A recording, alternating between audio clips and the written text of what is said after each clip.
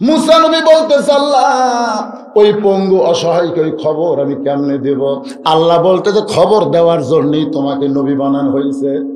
যত কঠিন খবর হোক না কেন তারপরও দেওয়ার কথা নবীদের উপরে আছে না নাই? এই কথা কেন আছে না নাই? আল্লাহ যখন মুসাকে বললেন এযাহাব ইলা ফিরআউন ইন্নাহু তাগা, এ মুসা তুমি ফেরাউনের কাছে যাও, কারণ ফেরাউন সীমা লঙ্ঘন করেছে। মুসা বলতেছে আল্লাহ আমি ফেরাউনের কাছে গিয়ে কি বলবো? আল্লাহ বলতেছে বলতে হবে লা ইলাহা ইল্লাল্লাহ মুসা কালিমুল্লাহ। মুসা বলতেছে আল্লাহ তাহলে আমি একলা যাবো কেন? কারণ এই কলেমার মধ্যে তুমি আছো আমি আছি, আমি একলা যাবো কেন? তোমাকেও আমার সঙ্গে যাওয়া লাগবে। তুমি বলবা লা ইলাহা ইল্লাল্লাহ আর আমি বলবো মুসা কালিমুল্লাহ। তোমারটা তুমি দাওয়াত দাও আর আমারটা আমি দাওয়াত দেই। আল্লাহ বলে মুসা আমি যাব না, আমি তোমাকেই পাঠাবো। মুসা বলতেছে আল্লাহ কাম করব আমি, দাওয়াত দিব তোমার আর পিটন খাবো আমি, এইটা কেমন কথা? আল্লাহ বলতেছেন যত পিটন খাবি তোর মর্যাদা আমি আল্লাহ তত বাড়ায়া দিব। ওয়ালা তাকুলু লিমান ইউকতালু ফি সাবিলিল্লাহি আমওয়াতুন বাল আহইয়াউ ওয়ালাকিন লা তাশউরুন। আচ্ছা এত আস্তে করলেন কেন আপনারা? আল্লাহু আকবারকে আস্তে কর জিনিস? এটা জোরে যত জোরে বলবেন শয়তান তত দূরে চলে যাবে। লিল্লাহি তাকবীর। মুসা বলতেছে আল্লাহ যে মেয়েটা রাস্তায় কাঁদতেছে ওই মেয়েটার খবর কি? আল্লাহ বলতেছে ওর খাওয়া দাওয়া নাই, ভাঙ্গা বাড়িতে থাকে, বৃষ্টি হলে পানি পড়ে, রোদ হলে রোদ ওর ঘরের মধ্যে ঢোকে। ওই মেয়েটাকে বলবে সে যেন বেশি বেশি আল্লাহর শুকর আদায় করে। মুসা বলতেছে আল্লাহ তাহলে প্রথম যেই ব্যক্তি আমারে ধরছে এত সম্পদ তারে দিছে, সম্পদের ঠেলায় পড়ে তোমার ইবাদত ঠিক মতো করতে পারে না, সে যে আমাকে ধরছে তার কাছে কি খবর দিব? আল্লাহ বলে মুসা তাকে বলবা সে যেন না শুকরি করে, সে যেন আমার শুকরি আদায় না করে। যত না শুকরি করবে তত তার সম্পদ কমে যাবে। আসার সময় ওই পঙ্গু অসহায় বলতেছে নবী গো আমার খবর কি? বলে তোর যে খবর রে, এই খবর তোরে কেমনে দেই? পঙ্গু বলতেছে আপনি কি আপনার খবর দিবেন না আল্লাহর পক্ষ থেকে দিবেন? বলে আল্লাহর পক্ষ থেকে। আল্লাহর পক্ষ থেকে খবর দিতে আপনার টেনশন কি? দেন মুসা বলতেছে তোর খবর হলো জাহান্নামের একটা ছিদ্র আছে, সে ছিদ্রটা আল্লাহ তোকে দিয়া পূর্ণ করবে। সঙ্গে সঙ্গে পঙ্গু বলতেছে আলহামদুলিল্লাহ। আল্লাহ কয় তুই বুঝতে পারিসনি? বুঝতে পারছিস? তোকে দিয়ে আল্লাহ জাহান্নামের স্যাদ বন্ধ করবে। তুই নাউজুবিল্লাহ না কয়ে আলহামদুলিল্লাহ কইলি কেন? পঙ্গু বলতেছে মুসা এতদিন মনে করতাম আমার দ্বারা কোনো কাজই হবে না, আমি কোনো কাজেরই নেই, কিন্তু আজকে বুঝলাম আমারও দাম আছে, আমারও দাম আছে। দাম যদি না থাকতো তাহলে জাহান্নামে ছিদ্র থাকলো কেন? আর ওই ছিদ্র আমাদের বন্ধ করবে কেন? এই জন্য আল্লাহর শুকর আদায় করছি। মুসা বলতেছে রে পঙ্গু জাহান্নামের ছিদ্র বন্ধ করলে তোর শরীরে আগুন লাগবে, তোর কষ্ট হবে। পঙ্গু বলতেছে জাহান্নামেরও মালিক তিনি, জান্নাতেরও মালিক তিনি, আমার যে জাহান্নামের মধ্যে জায়গা হবে এই জন্যই আমি আল্লাহর শুকর আদায় করতেছি। মুসা বলতেছে পাগলের সঙ্গে গল্প করে সময় নষ্ট করা যাবে না। এই বলে মুসা যখন পা বাড়াইছে এমন সময় আল্লাহ ডাকতে বলে মুসা একটাবার পঙ্গুর দিকে তাকায় দেখো। তাকায় দেখে পঙ্গু আর পঙ্গু নাই, দুনিয়ার সব চাইতে সুন্দর যুবক হয়ে দাঁড়িয়ে আছে। মুসা বলে মাবুদ তুমি পঙ্গুটারে সুন্দর যুবক বানায় দিলা। আল্লাহ বলে না শুকরি না করে শুকুর আদায় করেছে। এমন খবর শোনার পরে যে আমার প্রতি প্রশংসা করে লাইন শাকারতুম লা আযীদান্নাকুম, আমার নিয়ামত আমি তার জন্য বাড়ায়া দিছি। মেয়েটার কাছে গিয়ে বলতেছ মা তুমি আল্লাহর শুকর বেশি বেশি আদায় করো। মেয়ে মানুষ শুকরিয়া আদায় করবে? সারা জীবন স্বামী ঠিক মতোই পালতিছে, খালি একদিন ঠিক মতো বাজার করেনি, ওই লাভ ধরে বলতেছে আমার জীবনটাই নষ্ট। কয় কি কয় না কয়, এরা হলো না শুকরির জাত। হাজার হাজার নিয়ামতের গাছ আছে জান্নাতে, খালি একটা গাছের কথা বলছে, ওই গাছের কাছে যাস না।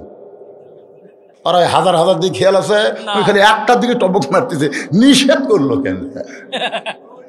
শয়তান দেখতেছে তোর মন যেদিকে আমিও সেই দিকে। হায় হায়, সর্বপ্রথম জান্নাতের সাইডে ওয়াজ করছে শয়তান, আর এই শয়তানের ওয়াজ শোনে মেয়ে মানুষ। আজকে শয়তান হলো স্টার জলসা জি বাংলা, ধরে কোন কথা ঠিক কিনা? এই শয়তানের ভক্ত হয়ে গেছে এই মেয়েরা। আপনার এলাকায় স্টার জলসা জি বাংলা আছে? এই দুটাই কিন্তু ইবলিস, এই দুটাই ইবলিস। এই হাওয়া যেরকম গন্ধম খিলেছে, এরকম সেই ঠিক একই জায়গায় কায়দায় গন্ধম খাওয়াচ্ছে। বাংলাদেশের একটা চ্যানেলও দেখে না, খালি স্টার জলসার জি বাংলা। মা বোনদের আমি বলতেছি, মা আগেকার বক্তা আপনাকে ভুলে গেছে, আমি ভুলে যাওয়ার বক্তা নয়। স্টার জলসা জি বাংলা দেখবেন, আবার বদরুশিদের ওয়াজ শুনবেন, কোনো লাভ হবে না, কোনো লাভ হবে না। ওইগুলা বাদ দেন, আজকের ওয়াজ শোনেন। আমি মা ফাতেমার জীবনী থেকে পর্দার ওয়াজ করে আপনাদের শোনায় দেবো, খালি আমল করেন। ফাতেমার নেতৃত্বে আল্লাহ আপনাকে জান্নাত দিবে। জোরে কোন কথা ঠিক আছে? আল্লাহর বান্দার একটু মনোযোগ দেবেন। মেয়েটা চিল্লায় বলতেছে, খাওয়া দাওয়া নাই, ভাঙ্গা ঘরে থাকি, এরপর আল্লাহর শুকুর আদায় করতে পারবো না। মুসা বলতেছে, আল্লাহ যা বলেছে সেই খবর তোমার দিলাম। মুসা যখন রওনা দেয়, দমকা একটা বাতাস আইসা মেয়েটার যেই ভাঙ্গা বাড়ি ছিল সেইটাও পর্যন্ত উড়ে গেল। এবার প্রথম ব্যক্তির কাছে গিয়া মুসা বলতেছে, আল্লাহর বান্দা, আল্লাহ তোমাকে এত সম্পদ দিয়েছে নিয়ামত স্বরূপ, সম্পদ থেকে তুমি যদি কমাইতে চাও, বাঁচতে চাও, তাহলে আল্লাহর না শুকরি বান্দা হও। বান্দা চিন্তায় বলে, এত কিছু আল্লাহ আমাকে দিল, তারপরেও না শুকরি আমি করতে পারবো না, আমি শুকরিয়ার মধ্যে সবসময় থাকতে চাই। মুসা বলতেছে, তাহলে তোমার সম্পদ কমবে না, আল্লাহ আরো তোমাকে বাড়ায়া দিবে। এজন্য আল্লাহর প্রশংসা করতে আমরা আপত্তি করব না। এখানে আমরা আল্লাহর প্রশংসা কম করব না বেশি করব? কেন বেশি করব? কেন বেশি করব? এই জন্যই বেশি করব যে আল্লাহ তাআলা আমাদেরকে যেমন তেমন ঘরে পাঠায় নাই, এমন একটা ঘরে আমাদের পাঠাইছে যে ঘরটা হলো মুসলমানের ঘর। জোরে ঘরে কথা ঠিক কিনা? আপনাদের এলাকায় হিন্দু আছে না নাই? আছে। হিন্দুর ঘরে না পাঠায় মুসলমানের ঘরে আল্লাহ পাঠাইছে, খুশি না বেজার? এখন অনেকে বলবে, হয় হুজুর আপনি কি হিন্দুকের বিরুদ্ধে বলবেন নাকি? না না না, আমি বলবো কেন? আবার আল্লাহ বলেছেন, অমাইয়াবতাগি গয়রাল ইসলামা দীনান ফালাই ইকবালা মিনহু, ইসলাম ছাড়া অন্য কোনো ধর্ম কেউ যদি গ্রহণ করে, আল্লাহ বলেছেন সেইটা কবুল করা হবে না। এই কথার দ্বারা কি বুঝলেন? এটা কি আমার কথা না আল্লাহর কথা? আল্লাহর কথা। তাহলে আল্লাহ সরাসরি আমাদেরকে মুসলমানের ঘরে কবুল করেছেন, এজন্য খুশি না বেজার? জবান খুলে সমস্যারে সকলে আরেকবার বলবো আলহামদুলিল্লাহ। মনের ঘরে তালা দিয়া চাবি নিয়া আসেন সাই, গানটাকে বুঝবেন। তারপরে গান গাওয়ার পরে আপনাদের কাছ থেকে আমি রেজাল্ট শুনতে চাবো, এই জন্য মনোযোগ দিয়ে শুনবেন। এটা কিন্তু তুইয়া মুয়া গান না, এটা কোরআনের গান। ধরে কোন কিসের গান? মনের ঘরে তালা দিয়া চাবি নিয়া আসেন সাই, আমি অধম সাধ্য কি তার হুকুম ছাড়া বাইরে যাই, হুকুম ছাড়া বাইরে যাই। আমার দুই কান্দে দুই মোহরি, লেখিতেছেন ডায়েরি, দলিল দেখে রায় দিবে, টাকা পয়সার নাই কারবার। সবাই বলেন, আছেন আমার মুক্তার, আছেন আমার বারিস্টার, শেষ বিচারের হাইকোর্টেতে তিনি আমায় করবেন পার। আমি পাপী, তিনি জামিনদার। লিল্লাহে তাকবীর। আমার শরীর যত ঘামবি, ডাক্তার বলেছে আপনার জন্য তত উপকার। হ্যাঁ, হার্টের সমস্যা, বুঝতেছেন না? ডায়াবেটিস বেড়ে গেছে, কণ্ঠ নষ্ট হয়ে গেছে, গলা ভেড়া ভেড়া লাগতেছে না? তাকে না না মানে গলা ঠিক আছে? হ্যাঁ হ্যাঁ, আর কি কয় রে? আপনারা চিন্তা করতেছেন যে হুজুর একটা গান গায়ে আমাকে তকবির দিয়ে নিল, তার মানে না না, ঘুম ছাড়ানোর জন্য নয়, গানের মধ্যে কি মালটা আছে সেটা বুঝাচ্ছে।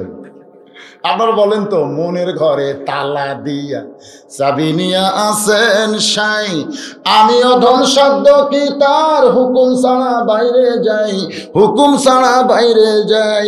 আজকে যারা একজনের ভোট অন্যজন দিছে, এক মেয়ে মানুষ বলতেছে আমি রান্না বান্না করে আসা দেখি আমার ভোট নাই,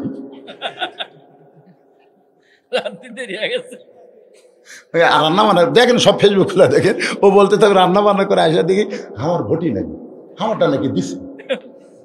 আপনারা বলেন তো, ওই মেয়ে মানুষের ভোট যে দিছে, দুই কান্দের ফেরেশতা কি বসে আছে? যা পিটন খাওয়া খাবি ভাই। একজনের ভোট যারা অন্যজন দেয়, ওই যতই হজ করুক, নামাজ পড়ুক, যতই দান সদ্গা করুক, ওই জান্নাত যাবে না। জান্নাতের যাওয়া তো দূরের কথা, জান্নাতের চোখ আপনার ভাগ্যে জীবনে হবে না।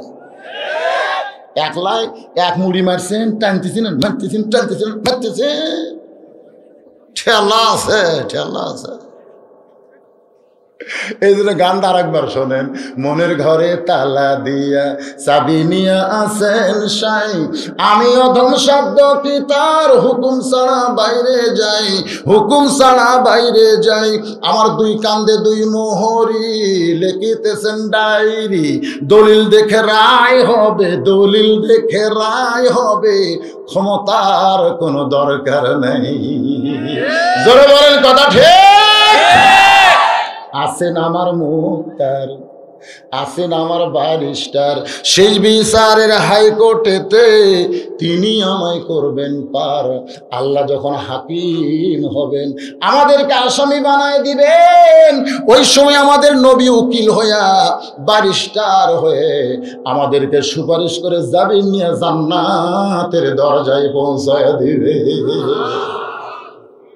যেই নবী আমাদেরকে উকিল হয়ে, ব্যারিস্টার হয়ে আল্লাহ হাকিমের কাছ থেকে সুপারিশ করে জান্নাতে নিয়ে যাবেন, সেই নবীর সম্পর্কে আল্লাহ বলেছেন, লাকাদ কানা লাকুম ফি রাসূলিল্লাহি উসওয়াতুন হাসানাহ। যদি তোমরা প্রকৃত সফলতা পাবার চাও, দুনিয়ার এই পাঁচশা নেতার চামচা না হয়ে মুহাম্মদ রাসূলকে তোমাদের নেতা নবী হিসাবে গ্রহণ করে নাও। এই কথা কার? আল্লাহ। তাহলে কোন নেতা? যখন নবীকে বাদ দিয়ে সাধারণ মানুষকে নেতা আপনারা মানবেন, তখন ইন্না লিল্লাহ বেশি বেশি পড়া লাগবে। জোরে কোন কথা ঠিক কিনা? আসল বাদ দিয়ে এরা নকলের পাশে ঘুরতেছে রে।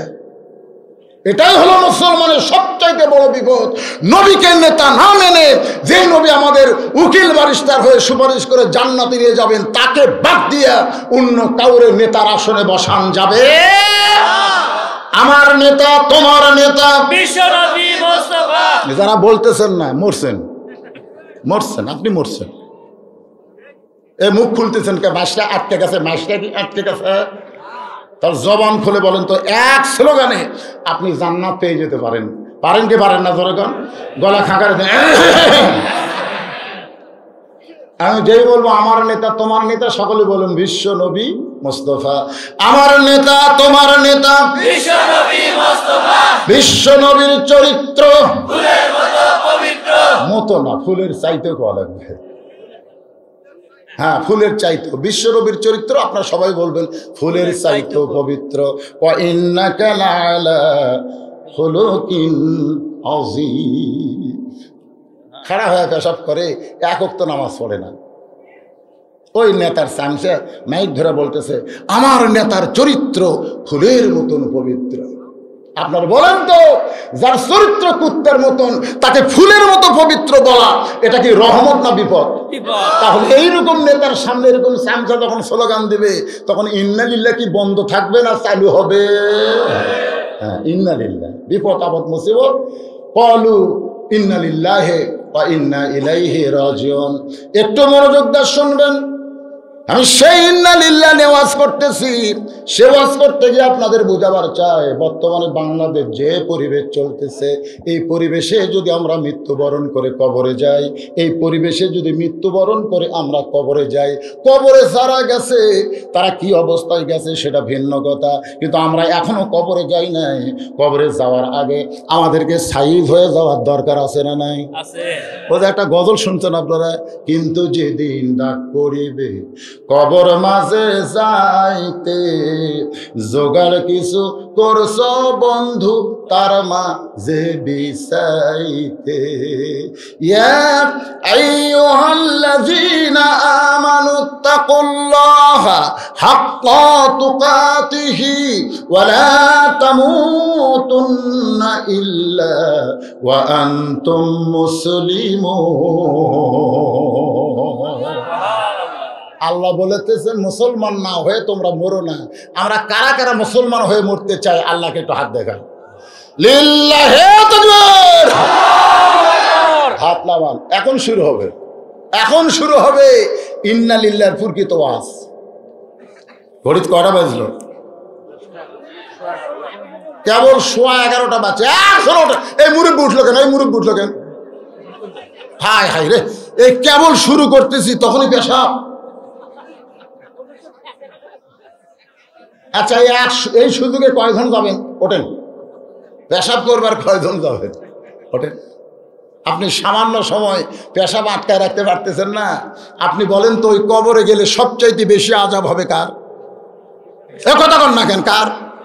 পেশাব থেকে যে পবিত্র হয়নি তাকে কবরের মাটি সবচাইতে বেশি আযাব দেবে। পেশাব থেকে তারা পবিত্র হয় না। আজকে এই কোরআনের মাহফিলে পেশাব বন্ধ করে যারা 1-1 ঘন্টা থাকতে পারবেন, আপনার পেশাব জাতীয় যত ব্যারাম এই কোরআনের ওসিলায় আল্লাহ ভালো করে দিবে। সুবহানাল্লাহ। এটা আমার কথা না, আল্লাহ বলেছেন অনুনাজ্জিলু মিনাল কোরআনি মা হুয়া শিফাউ ওয়া রাহমাতুল লিল মুমিনিন। এই কোরআনকে মুমিনদের যাবতীয় রোগের ঔষধ হিসাবে আমি আল্লাহ তাআলা কি করেছি? সৃষ্টি করেছি, নাযিল করেছি। তো সামান্য পেশাব লাগলে ওঠেন কেন? পেশাব বন্ধ করে বসেন। আপনাকে আর জীবনেও পেশাবের পানি করার পরে, পানি খরচ করার পরে আর টপ টপ করে আসবে না। এক মুরব্বী আমাকে কয়, হুজুর গিলা কুলুপ ব্যবহার করি, তারপরে ঝোঁকাঝোঁকি করি, কাশকুশ দেই, তারপরে পানি খরচ করে অজু করে দেই, মসজিদে ঢুকছি তখন আবার 2 ফুট টপ টপ করে আসতে। আমি গেলাম, তোর তো আসবেই, তুই ওয়াজ শুনতে শুনতে লাভ দিয়ে উঠিস, তোর তো আসবেই রে। এই কোরআনের ওয়াজ শুনতে শুনতে লাভ দিয়ে ওঠেন। আপনি 9টার সময় ঘুমায়, ফজর আজান দিলে আপনি চেতন পান না, একটানা 6 ঘন্টা ঘুম পাড়েন। তাহলে আপনার কাছে ঘুমের দাম বেশি না কোরআনের দাম বেশি? তাহলে 5 ঘন্টা যদি একটানা পেশাব বন্ধ করে ঘুমাবার পারেন, একটানা 3 ঘন্টা পেশাব বন্ধ করে আসলে পারবেন না? লাগলে ওঠেন না, লাগলে ওঠেন না। আপনার পেশাব নিয়ে আর টেনশন করা লাগবে না। ওই কবরত গেলে আপনার শাস্তিও হবে না ইনশাআল্লাহ। ইনশাআল্লাহ কম ইনশাআল্লাহ। দেখি এবার কে ওঠে। কেবল শুরু করার মশাল লিছি আর তখন ওটা লাগবে। কে প্রসাব করবে? কুটি। হ্যাঁ, একজনের প্রসাব বার হবে না। কোরআনের কি কথা মিথ্যা? একজন করবার চান তো বাড়াবে না, বাড়াবে না। কারণ কোরআন হলো সেই জালিকাল কিতাব, যার মধ্যে কি নাই? লা রাইবা ফি, কোনো সন্দেহ নেই। যতগুলো কথা কোরআন থেকে বলা হবে, আপনাদের কোনো আয়াতের উপরে সন্দেহ আছে নাকি? সন্দেহ আছে? তাহলে আর পেশাব লাগবে না ইনশাআল্লাহ। আর পেশাব বন্ধ করে একটু টেস্ট করেন, টেস্ট করেন। আপনাকে যারা যুবক মানুষ, তাকে বহুত যুবতী, সেই মজা। ঘন ঘন পেশাব করা মানে ধ্বজভঙ্গ হওয়ার লক্ষণ। এ যুবকেরা হাসতেছো কেন? হাসতেছো কেন? 22 বছর বয়সে 23 বছর করছে। আমি বললাম, বাবা সরকারি আইন হলো 22 বছর, তো 23 বছর করলো, বিয়ে করবো না। সাহস পাচ্ছি না। সাহস পাস না কেন? তুই সাহস পাস না কেন? মানে ওই বিয়ে করার আগে ওভার ডিউটি করছে, করে করে ওর শেষ। ওভার ডিউটি বোঝেন না? ওয়াজ শুনতে শুনতে আর পেশাব করবা যায়, এটাই তো ওভার ডিউটি। ডিউটি হলো যতক্ষণ পর্যন্ত সে ওয়াজ করবে ইন্না লিল্লাহর উপরে, ওটা চলবি না। হ্যাঁ, এটা লাস্ট কথা। আল্লাহর বান্দারা আসেন, এবার আলোচনা। অর্ধ পৃথিবীর খলিফা হযরত ওমর জোহরের নামাজ পড়ানোর জন্য মসজিদে রওনা দিয়েছেন। জোহরের নামাজ পড়ানোর জন্য মসজিদে রওনা দিয়েছেন, পড়ার জন্যে না পড়ানোর জন্যে? তাহলে কি বুঝলেন? এই বাংলাদেশের শান্তি কখন আসবে? কখন সুবহানাল্লাহ আলহামদুলিল্লাহ বেশি আদায় করা লাগবে? যখন দেখবেন আপনাদের এমপি সাহেব নামাজ পড়ানোর জন্য মসজিদে যাচ্ছেন। আর সুবহানাল্লাহ না, আপনাকে এমপি সাহেব নামাজ পড়াবার যায় না পড়বার যায়? নেতারা যেদিন ইমাম হবে সেদিন থেকে বাংলার জমিনে শান্তি আসবে। নেতারা যেদিন ইমাম হবে, আজকে এমপি যদি মসজিদের খতিব হয় তাহলে তার সামনে চেয়ারে বসে কেউ থাকতে পারবে না। ঠিক কিনা? কিন্তু সাধারণ গরিব মানুষের একজন সন্তান হচ্ছে ইমাম, সভাপতি এক চেয়ার লিছে, সেক্রেটারি এক চেয়ার, কেশিয়ারও চেয়ার, ওরা তিনজন চেয়ারত বসে নামাজ পড়ে, তিনজন কাঠ বসে নামাজ পড়ে। আপনারা বলেন তো মসজিদের চেয়ার ঢোকা এটা কি সুন্নত না বেদাত? কথা কান না কেন, সুন্নত না বেদাত?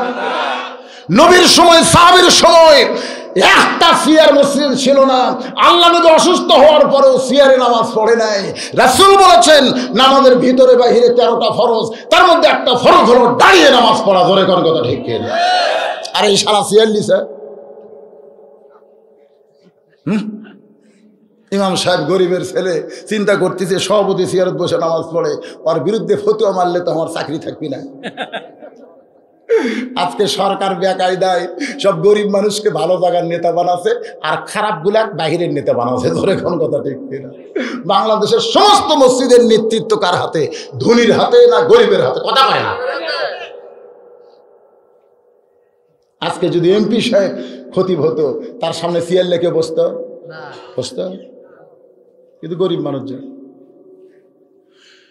ওমর ফারুক জোহরের নামাজ পড়ানোর জন্য মসজিদে রওনা দিয়েছে। এমন সময় হযরত ওমর দেখতে পায় একজন যুবক তার সামনে হাঁটতেছে, কিন্তু হাঁটার কোনো সাইজ নাই, হাঁটার কোনো সাইজ নাই, কখনো ডানেও যায় কখনো বামেও যায়। আপনারা যারা মুসলমান, যখন কোরআনের রাষ্ট্র চালু হবে তখন মুসলমানেরা রাস্তার কোন সাইড দিয়ে হাঁটবে?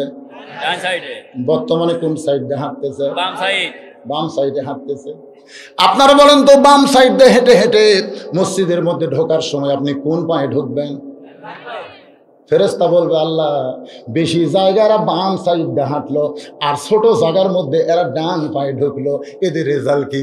আল্লাহ বলতেছেন অমিনান নাসি মান ইয়াকুলু আমান্না বিল্লাহি ওয়া বিল ইয়াউমিল আখিরি ওয়া মা হুম বিমুমিনিন। আল্লাহ বলতেছেন এরা আল্লাহকে বিশ্বাস করবে, আখিরাতকে বিশ্বাস করবে। আমি আল্লাহ বলতেছি তারপরও এরা মুমিন নয়, কারণ বাম সাইড দিয়ে শয়তানের আইন মানবে আর মসজিদে এসে ডান পায়ে ঢুকবে।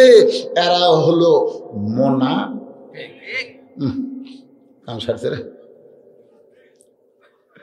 হয়তো বলবেন হুজুর সরকারি আইন, আপনাদের কাছে আল্লাহর আইনের চাইতে সরকারি আইন যখন বড় হবে তখন মুসলমানিত্ব থাকবে?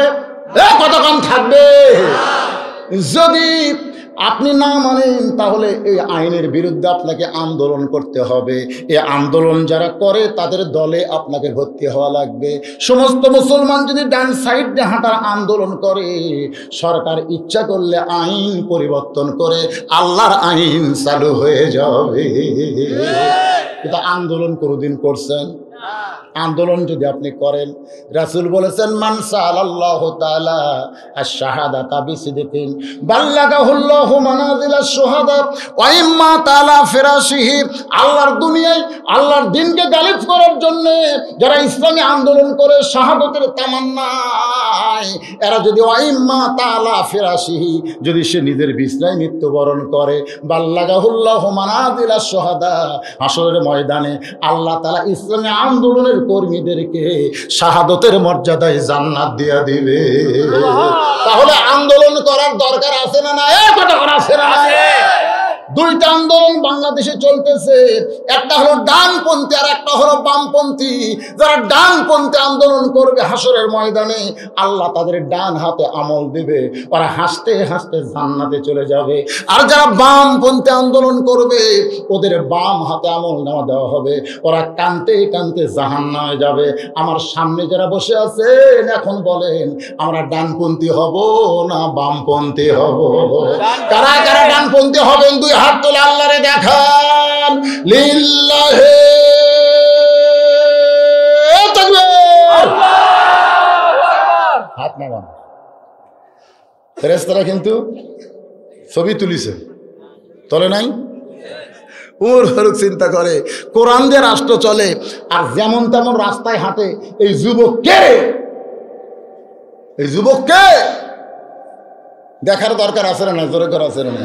ইমাম সাহেব অর্ধবিদুর খলিফা খুব জোরে জোরে রওনা দিয়ে যুবকের সামনে তাকায় দেখে এই যুবক দুনিয়ার সাধারণ কোনো যুবক না, এই যুবক হলো তারই জন্ম দেওয়া সন্তান। তারই জন্ম দেওয়া সন্তান নাম হলো আবু শামা। এখন কি? এখন কি? তারই জন্ম দেওয়া সন্তান নাম হলো আবু শামা। ওমর ফারুক মাথায় হাত দিয়ে মাথা চুলকায় আর চিন্তা করে আমার সন্তান এমন হওয়ার কারণ কি? ডান বাম চেনে না, ইচ্ছা মতো হাঁটে, ইচ্ছা মতো মুসলমান চলতে পারবে না। মুসলমান চলতে হবে আল্লাহর হুকুম মতো। জোরে কোন কথা ঠিক কিনা? যদি মুসলমান হয়ে বলে আমরা কবরে যেতে চাই তাহলে হুকুম মানতে হবে কার? আল্লাহর। আর জোরে বলেন আল্লাহর। ও আপনি শয়তানের হুকুম মানে মুসলমান হয়ে কবরে যাবে? কে রে, কে ওয়াজ বাজারে? আমার ওয়াজ বাজারের মধ্যে কে বাজায়? বাবা তোমরা তোমাদের মধ্যে থেকে আসতেছে নাকি? ডিস্টার্ব করবে। এই তুমি আমার কার ওয়াজ বাজাও? তা আমার ওয়াজ এটি আমি করতেছি না। মানুষ দেখেন কি সুন্দরভাবে বসে আছে, আর এই পরিবেশে পরিবেশের মধ্যে দূষণ করো না। একটু মনোযোগ দিয়ে কথাগুলো শুনবেন। আমরা যদি শয়তানের হুকুম মানে মরি, মুসলমান হয়ে মরবো? আর মুসলমান হয়ে যদি না মরে কবর যাই, আমরা কত মানুষ দোয়া করলে মুসলমান হবে না? ও যে রানা প্লাজা যখন ধ্বংস হলো, এটা আদমদিকের মধ্যে, আদমদিকের এক ছেলে রানা প্লাজার মধ্যে মরে গেছে। ওই রানা প্লাজার কথা মনে নেই আপনাকে? বিল্ডিং ধসে যে মরলো, আমাকে আদমদিকের একটা ছেলে মারা গেছে। আমি ওখানে ওয়াজ করতে গেলে ওর ভাই আমার হাতে 500 টাকা দিয়ে কয় হুজুর আমার ভাই তো রানা প্লাজার ভিতরে মরে গেছে, আপনি আমার ভাইয়ের নামে একটু দোয়া করবেন। এই 500 টাকা দিলেন। আমি টাকা পকেটে 500 থুছি, কিন্তু আখিরে মোনাজাতে ওর ভাইয়ের কথা আমার মনে নেই। আমি দোয়া করছি আল্লাহ পৃথিবীর যারা মুসলমান হয়ে কবরে গেছে আল্লাহ সবার কবরকে তুমি জান্নাত বানায় দাও, কিন্তু ওর ভাইয়ের নাম ধরে দোয়া করিনি। টেস্ট থেকে যেই নামছি ওই দৌড়ে যায় বলতেছে টাকা ফেরত দেন। আমি বললো কিসের টাকা? বলে মনে নাই, আমার ভাইয়ের নাম ধরে দোয়ার কবর করেছিলাম। তা আপনি তো আমার ভাইয়ের নাম ধরেননি, টাকা ফেরত দেন। আমি বলি মেয়ে এত গরম হয়েছে, টাকা দিচ্ছি, অসুবিধে কি? টাকা ওরে ফেরত দিয়ে বললাম তোর ভাইয়ের নাম ধরে দোয়া করলেও লাভ হবে না, আর নাম না ধরেও দোয়া করলে কাম হবে। তো বলতে হুজুর এটা কেমনে? আমি বললাম শোন, তোর ভাইদের রানা প্লাজায় মারা গেছে, কখন মরছে জানিস? তা জানি না, মনে কর আমি বুঝাচ্ছি যে মারা গেছে রাত 10টায়, ঢুকছে আসরের পরে। তাহলে ওখানে ঢোকার পরে মাগরিব আর এশা দুটো নামাজ আছে না নাই? এই 2 নামাজ তোর ভাই যদি পড়ে মরে তাহলে তোর ভাইয়ের জন্য দোয়া করা লাগবে না, ওই নামাজের কারণেই তোর ভাই জান্নাতে চলে যাবে। আর তোর ভাই যদি ওই মাগরিব আর এশার নামাজ না পড়ে রাত 10টার সময় মরে, আমার মতন সমস্ত হুজুর যদি তোর ভাইয়ের জন্য দোয়া করে তারপরেও তোর ভাই জান্নাত যাবে না। কারণ রাসূল বলেছে লা সলাতা লা ঈমানা, যার নামাজ নাই তার ঈমানই নাই, ওই সালার জন্য আবার দোয়া কি? জোরে কর কথা ঠিক কিনা? বাইনাল আবদি ওয়াল কুফরি তরকুস সালাত, বান্দার কাফের মধ্যে বিতর্ক করার জিনিসটা নামই হলো নামাজ। যার নামাজ নাই সে হলো ডাহা কাফের। জোরে কোন কথা ঠিক কিনা? কাফের জন্য ওই বেনামাজি হয়ে না মরে গেল, ওর জন্য কোনো দোয়া আছে? আমরা কান্দে কান্দে দোয়া করলি জান্নাত পাবি। এই জন্য আল্লাহ বলতেছেন লা তামুতুন্না, মৃত্যুবরণ করো না ইল্লা ওয়া আনতুম মুসলিমুন। ওমর ফারুক চিন্তায় পড়ে গেল আমার ছেলে এমন হওয়ার পেছনে কারণ কি?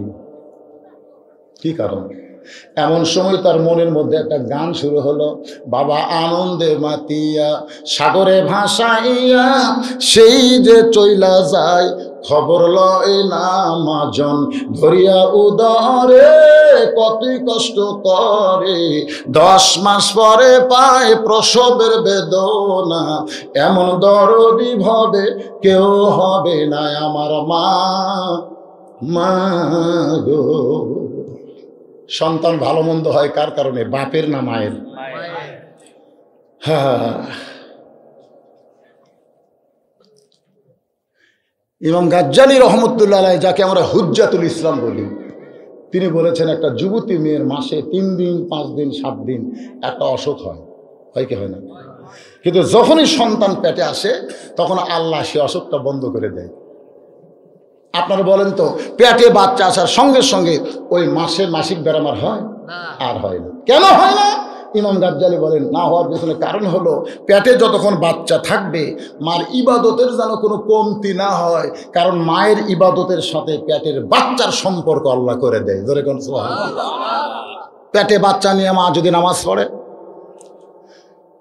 যখন বাচ্চার বয়স 5 মাস 6 মাস হয়ে গেছে, তখন দেখবেন মা রুকু সেজদা করতে কষ্ট হয় না? এরপরে মা রুকু সেজদা যখন করে, পেটের মধ্যে বাচ্চা এরকম একটা চাপ খায়। ফেরেশতা বলে, আল্লাহ তোমার বান্দি ইবাদত করে আর পেটের মধ্যে একটা মাসুম বাচ্চা চাপ খাচ্ছে। আল্লাহ কয়, ফেরেশতা সাক্ষী থাক, যেই মা পেটে বাচ্চা নিয়ে নামাজ পড়তেছে, ওই মা শুধু একা নামাজ পড়তেছে না, পেটের বাচ্চাকেও নামাজি বানিয়ে দিচ্ছে। জোরে কোন সুবহানাল্লাহ। পেটে বাচ্চা নিয়ে মা যদি রোজা থাকে, ওই মা শুধু একা রোজা থাকতেছে না, পেটের বাচ্চাকেও রোজা ট্রেনিং দিচ্ছে। আজকে আমাকে যেগুলা বাচ্চারা নামাজ পড়ে না, খোঁজলে দেখেন উনি যখন মায়ের পেটে ছিল ওর মাও এক ওয়াক্ত নামাজ পড়ে না, পেটের মধ্যে থেকে বেনামাজি হয়ে বাড়াছে। জোরে কথা কর না কেন? রমজান মাসে যারা রোজা থাকে না, দেখবেন ও যখন মায়ের পেটে ছিল ওর মাও রোজা থাকেনি, ও কি ভালো রাখার জন্য রোজা করেনি, রোজার মধ্যেই খাসে, উনিও পেটের মধ্যে খাসে। একটা বাচ্চা যদি চোর হয়, বুঝবেন ওই চোর হয়েই বাড়াছে। ও যখন মায়ের পেটে ছিল তখন মা চুরি করে খাসে। এই জন্য একজন নেপোলিয়ান খ্রিস্টান বলেছে, তোমরা ভালো একটা সন্তান যদি চাও, ভালো একটা মায়ের দরকার। ধরে কোন কিসের দরকার? ভালো বাবার দরকার নাই, ভালো একটা মায়ের দরকার। আমার মায়েরা যারা পর্দার অন্তর আছেন গো মা, আপনারা সাধারণ কোনো মানুষ নয়, আপনাদের পায়ের তলে সন্তানের জান্নাত। আপনাদের পেটের ভিতর থেকে আমাদের নবী বের হয়েছে। জোরে কোন কথা ঠিক কি না? আপনাদের পেট থেকে আল্লাহ বড় পীর আব্দুল কাদের জিলানীকে বের করেছে। আপনাদের পেটের ভিতর থেকে সমস্ত নবী রাসূল আউলিয়ারা এই দুনিয়াতে এসেছে। আজকে বাংলাদেশে লক্ষ লক্ষ হাফেজ ওই মায়ের পেটের বাচ্চারাই। জোরে বলেন ঠিক কি না? আমরা সেই মায়ের বিরুদ্ধে কোনো কথা বলবো না, মায়ের বিরুদ্ধে কোনো কথা বলবো না। কিন্তু যে মা সম্পর্কে আল্লাহ কোরআনে বললেন, রে মেয়েরা তোমরা ঘরের মধ্যে থাকো, তোমরা ঘরের বাহির হয়েও না। কোনো প্রয়োজনে যদি ঘরের বাহির হও তাহলে হেজাব নিয়ে পর্দা নিয়ে বের হবে। মেয়েদের আমল কিন্তু বেশি না, মাত্র 4টা আমলের কথা আল্লাহ রাসূল বলেছেন। মেয়েরা 5 ওয়াক্ত নামাজ পড়বা, মেয়েরা রমজান মাসে রোজা করবা, মেয়েরা স্বামীর কথা মতো চলবা। আবার মেয়েদের জন্য বলা হয়েছে তোমরা সতীত্বের হেফাজত পর্দা মতো চলবা। এই 4টি আমল যদি মেয়েরা করতে পারে, আল্লাহ নবী বলেছেন আমার কলিজার টুকরা ফাতেমার সঙ্গে আল্লাহ জান্নাত দিয়ে দিবে। সেই মা ফাতেমার সঙ্গে যদি জান্নাতে যাবার চান, এই 4টা আমল করেন।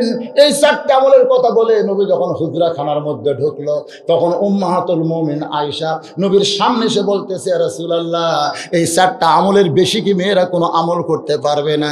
আল্লাহ নবী বলেন, আয়েশা তোমার কি মনে হয় আমি নবী নিজে কোনো কথা বলি না? আল্লাহ বলায়, আল্লাহ মেয়েদের ব্যাপারে 4টা কথাই আমার জবান থেকে বের করেছে, এর বেশি আর করার কোনো দরকার নাই। আয়েশা আয়েশা বলে রাসূলুল্লাহ আমি হজ করতে চাই, আমি হজ করতে চাই হুজুর, আমি কি হজ করতে পারবো না?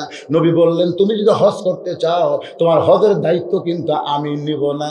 আয়েশা কান্না শুরু করে দিলেন। কঠিন হারে যখন কাঁদতেছে তখন আয়েশার ভাই আব্দুর রহমান এসে বলতেছে ইয়া রাসূলুল্লাহ আমার বোনটা 6 বছর বয়স আপনার সঙ্গে বিয়ে হয়েছে, 9 বছর আপনার সংসার আইছে, এখন আমার বোনের বয়স মাত্র 17 বছর চলতেছে। এই 17 বছর একজন যুবতী বোন আমার বড় আশা করেছে হজ করবে, যদি আপনি দায়িত্ব না নেন, আমি যদি তাকে সঙ্গে করে হজে নিবার চাই তাহলে বলেন তো আমি কি নিয়ে যাওয়ার পারবো? রাসূল মুখটা ভার করে বললেন আপত্তি নাই, মুখের মধ্যে কোনো হাসি নাই, মুখটা ভার করে বললেন কারণ যেটা মেয়েদের জন্য আল্লাহ বলেই নাই সেটা মেয়েরা জোর করে যখন করতে চায়। রাসূল বললেন মুহরিম কোনো ব্যক্তি যদি সঙ্গে থাকে তাহলে মেয়েটা হজ করতে পারবে। আয়েশাকে নিয়ে তার ভাই রওনা দিল। মসজিদে আয়েশা যেখানে নির্মিত হয়েছে ওই জায়গায় আসার সঙ্গে সঙ্গে মা আয়েশার মাসিক ব্যারাম শুরু হয়ে গেল।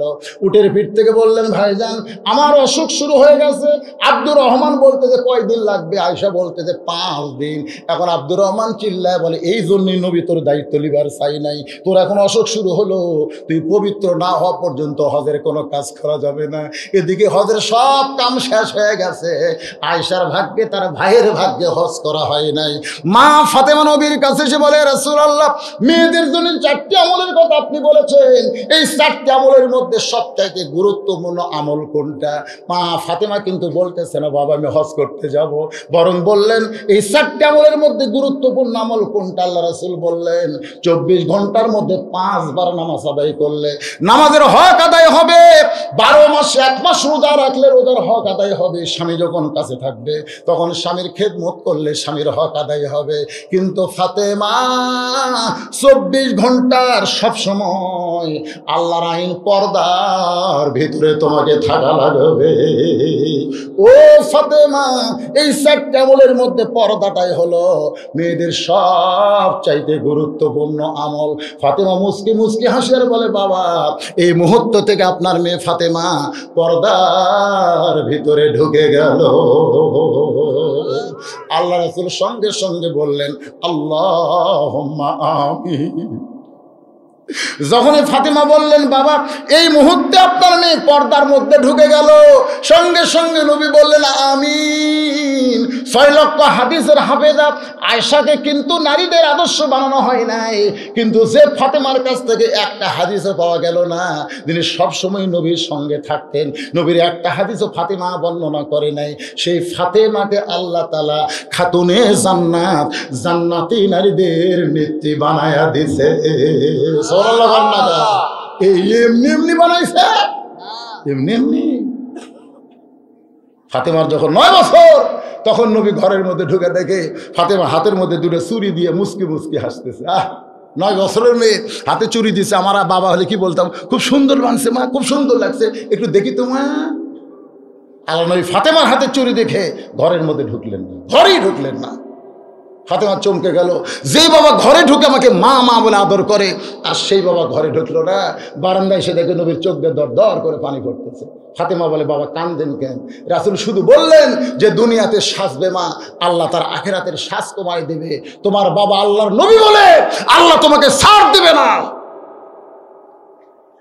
তুমি সত্যি যদি মুক্তি পেতে চাও, তোমার বাবা আল্লাহ নবী বলে আল্লাহ তোমাকে ছাড় দেবে না। কবরের পাথেও জোগাড় করে তোমাকে কবরে যাওয়া লাগবে। সুবহানাল্লাহ কর না। সুবহানাল্লাহ। সঙ্গে সঙ্গে ফাতেমা হাতের 2টা চুরি খুলে মাটি ফাইলা দিলেন।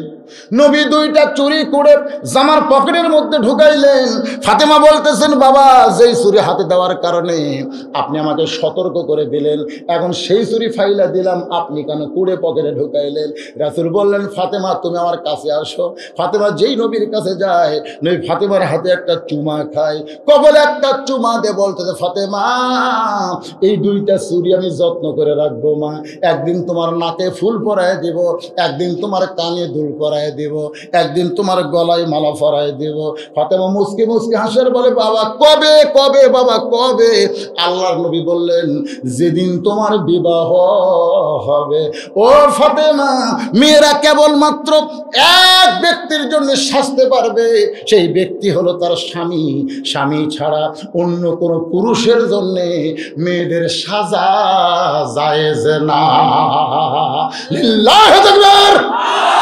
মেয়েরা কেবলমাত্র একজনের জন্য, ধরে কোন কয়জন? আর হামাকের গুলো কার জন্য? ওরা বাড়ির যখন থাকে মানে পেতনি হয়ে থাকে, জোরে কোন কথা ঠিক কিনা? যত ভালো ভালো কাপড়, ভালো ভালো জিনিস সব তুলে রাখছে। স্বামী যদি বলে, কে গো, তোমাকে গত ঈদে যে 3000 টাকার শাড়ি কিনে দিলাম, তোমাকে একটা ড্রেস বানিয়ে দিলাম মেক্সির, ওটা পরো। আমার ঠেকা পড়ছে তো পরবো না, পরবো না, যখন অমুক জায়গায় বেড়াবার যাবো তখন পরবো। তার মানে জনগণক দেখানোর জন্য করবে, স্বামীর জন্য করবে না। এরকম বউ আছে না নাই? জনগণ আছে। আর মায়েদের বলতেছে, মা সাজবার যদি চান এক ব্যক্তির জন্য সাজবেন, তিনি হলো তার স্বামী। ধরে কোন সুবহানাল্লাহ। কতগুলা মেয়ে মানুষ ফাতেমার সঙ্গে দেখা করবে। শোনেন, আমার মা বোনদের জন্য কিছু ওয়াজ করার দরকার আছে না নাই? এই জন্য বলতেছি, মা ফাতেমার সঙ্গে দেখা করবেন। কতগুলা মেয়ে মানুষ, কতগুলা মেয়ে মানুষ বাড়ির দরজা বন্ধ। মেয়েরা এখন ফাতেমার সঙ্গে দেখা করবে, কিন্তু বাড়ির দরজা বন্ধ। দেখে দরজার সামনে ছোট্ট একটা বাচ্চা খেলাধুলা করতেছে। মেয়েরা ওই বাচ্চাকে কাছে ডাকলেন, বাবু, এই তোমার নাম কি? বলে, আমার নাম তো হোসাইন। যেই শুনছে হোসাইন, তখনই মেয়েরা বুঝবার পারছে এটা তো ফাতেমারই ছেলে। তো বলতেছে, বাবা, আমরা তোমার মায়ের সঙ্গে একটু দেখা করব, তুমি একটু ভিতরে ঢুকে তোমার মায়ের অনুমতি নিয়ে দরজা খোলার একটু ব্যবস্থা করো। এ কথা শুনে হোসেন সঙ্গে সঙ্গে দৌড় মারতেছে। কিন্তু ঘরের মধ্যে ঢুকে দেখি হজরত আলী কোরআন শরীফ পড়তেছে। যেরকম কি পড়তেছে? সুবহানাল্লাহ খান না খান? হয় তাহলে এরকম আল্লাহর কোরআন পড়তেছে। তো হোসেন বাহিরে খেলতে খেলতে ঘরের মধ্যে দিয়ে মায়ের কাছে যাবে, এটা হজরত আলী বাধা দিলেন। এই থাম, থাম, বাহিরে খেলাধুলা বাদ দিয়ে আমার কাছে না আসে কোথায় যাস? তখন হোসেন বলতেছে, আব্বু, কতগুলো মেয়ে মানুষ আমার মায়ের সঙ্গে দেখা করবে, এই জন্যই মায়ের কাছ থেকে অনুমতি নিবার চাচ্ছি। হয়তো আলী বললেন, তোর বয়স কত? এই তোর বয়স কত? তো হোসেন বলতেছে, আমার বয়স কত আপনি ভালো জানেন। তো জানি দেখেই তো তোর থামাছি। তোর এখন যে বছর বয়স চলতেছে, এই বয়সে যখন তখন মায়ের ঘরে ঢোকা যাবি না। সুবহানাল্লাহ কবেন না? নিজের পেটের বাচ্চা যখন তখন মায়ের ঘরে ঢোকা যাবে না। এখন তোর বয়স 4 বছর, 2 বছর পর্যন্ত ঢোক বাড়া কোনো অসুবিধা নেই। কিন্তু 4 বছর বয়স, যখন তখন মায়ের ঘরে ঢোকা যাবে না। মায়ের ঘরে ঢুকতে গেলে মায়ের অনুমতি নিয়ে তো ঢোকা লাগবে। সুবহানাল্লাহ না কেন? কারণ মেয়ে মানুষেরা ঘরের মধ্যে কখন কোন অবস্থায় থাকে যে ছেলে মেয়েরা বুঝবার পারে, তারা যে ঢোকে, মা কিন্তু শরম পায়। যেরকম পায় কি পায় না? পায় কি পায় না? আল্লাহ রাসূল বলেছেন, তোমাদের বাচ্চার বয়স যখন 2 বছরের বেশি হবে, তখন বাচ্চা চেতন থাকা অবস্থায় স্বামী স্ত্রী কোনো মহব্বত চলবে না। আগে দেখবে ওই ঘুম আসে কিনা। যদি ঘুম আসে আলহামদুলিল্লাহ, তারপরে তাও যে খাটোর সন্তান ঘুম পাড়তেছে, আপনারা হাসবেন না, এটা কিন্তু ইসলামের সুন্দর কথা ভাই। যে খাটে বাচ্চা ঘুম পাড়তেছে, ওই খাটে কোনো মহব্বত চলবে না। বুঝেছেন? কয় বছর? 2 বছরের বেশি হলে। 2 বছর পর্যন্ত আপনি ইচ্ছা মতো ঝাঁকান করেন, অসুবিধা নেই। ওই চেতন কালে দেখবি, ঠিকই বুঝবি না। কিন্তু যখনই 2 বছর পার হয়ে যায়, হাসির কথা না রে বা, আমরা ঠিক মতো মালটা যেন পাই, এই জন্যই বলতেছি। তাহলে 2 বছর পার হলে অন্য বিছনাত যা করা লাগবে, মহব্বত যা করেন অন্য সাইডে করা লাগবে। বাচ্চা যে চকিতে আছে, খাটে আছে, সেখানে চলবে। যখন চলবে। হযরত আলী বললেন, থামো। হোসেনকে থামাই দিয়ে বলতেছে, আসো তুমি আল্লাহর কোরআনের কাছে। এবার 4 বছরের বাচ্চা হোসেনের হাতে হযরত আলী কোরআন দিয়েছে। সুবহানাল্লাহ না কেন? হোসেন কিন্তু কোরআন ধরার সময় বলেনি, বাবা আমার শরীর অপবিত্র, আমি অপবিত্র অবস্থায় আল্লাহর কোরআন ধরতে পারবো না। কারণ আলী জানে আমার হাসান হোসাইন জন্ম থেকে মরা পর্যন্ত পবিত্র। সুবহানাল্লাহ। হয়তো বলবেন, হুজুর তারা কি পেশাব পায়খানা করে না? যখনই পেশাব পায়খানা করে তখনই তারা পানি খরচ করে উযু করে। কারণ মা আর বাবা ওই সন্তানদেরকে ওস্তাদ হয়ে শিক্ষা দিয়েছে। সুবহানাল্লাহ বলেন না? হাই স্কুল কলেজের 12, 14, 15, 20 বছরের ছেলেরাও পেশাব করে পানি নেয় না। কারণ ওর কেউ ওস্তাদেরাই খারাপ হয়ে পেশাব করে। জোরে কর ঠিক কিনা? আর এই মাদ্রাসা দেখেন, এই মাদ্রাসা দেখেন, কলজে ভরে গেছে। যখন আমরা হাফিজি মাদ্রাসার দাওয়াত পাই তখন আমরা টাকার চুক্তি করি না, এই জন্যই করি না যে ওইখানে গেলে যা খেদমত পাওয়া যায়। সুবহানাল্লাহ। পেশাব কর্ম কি লাগবে ওরা রেডি হয়ে আসে, ওরা জানে যে পেশাব করার সময় কি কি মাল লাগে, ওরা জানে তো। একজন টয়লেট পেপার নিয়ে একজন পানি নিয়ে খাড়ায়, সুবহানাল্লাহ না কেন? পেশাব করার পরে হুজুর কি করা লাগবে ওরা আগেই রেডি করছে, এক বন্ধ পানি একটা টুল নিয়ে যা রেডি হয়ে আছে, হুজুর এখন উজু করবে। ওরা জানে পেশাব করার পরে উজু করা লাগে। কলেজ ভার্সিটির লোকেরা জানে, ওরা খাড়া হয়ে মারতেছে, দুই ঝাঁকি দিয়ে ফেলে দিয়ে ওই অবস্থায় সেন্ট টানতেছে, টপ টপ করে সব ভিজে যাচ্ছে। হোসেন হাতে আল্লাহর কোরআন দিয়ে হযরত আলী ঘরের মধ্যে ঢুকতেছে। সুবহানাল্লাহ। দরজায় কতকগুলো মেয়ে মানুষ দাঁড়িয়ে আছে। আমার মায়েরা যারা পর্দার অন্তরালে একটু মনোযোগ দিয়ে কথাগুলো শুনবেন। ইন্না লিল্লাহি ওয়া ইন্না ইলাইহি রাজিউন। এই বাংলাদেশের সবচেয়ে বড় বিপদ হলো বেপর্দা মেয়েরা রাস্তায় ঘোরাঘুরি করা।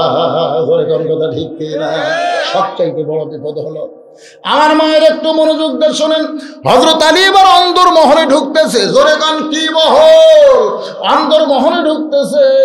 হযরত আলী অন্দর মহলে ঢুকার সময় বললেন, আসসালামু আলাইকুম ইয়া আহলাল বাইত। বাইত মানে ঘর, বাইত মানে কি? এই ঘরের মধ্যে যারা আছো তাদের সকলের প্রতি আল্লাহ রহমত বর্ষিত হোক।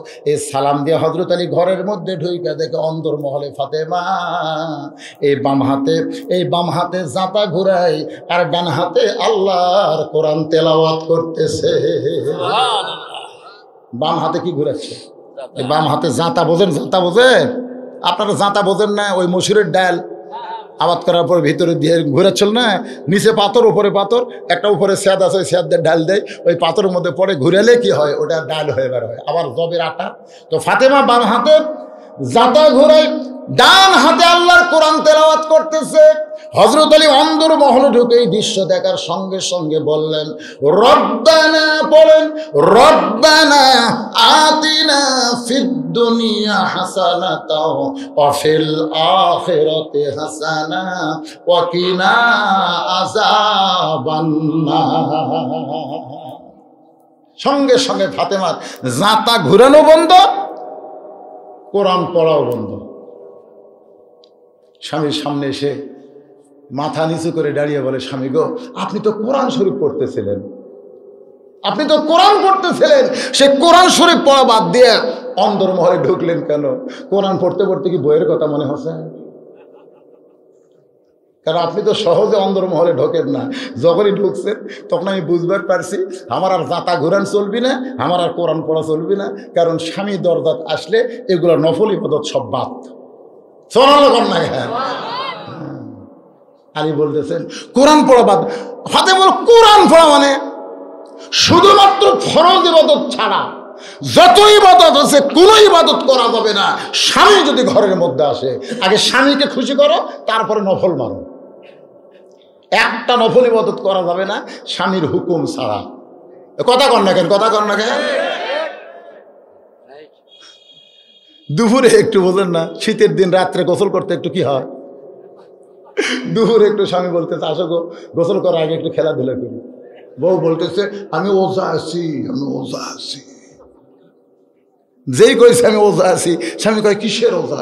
আপনি জানেন না আমি মাঝে মধ্যে রোজা না রাখলে শান্তি পাই না।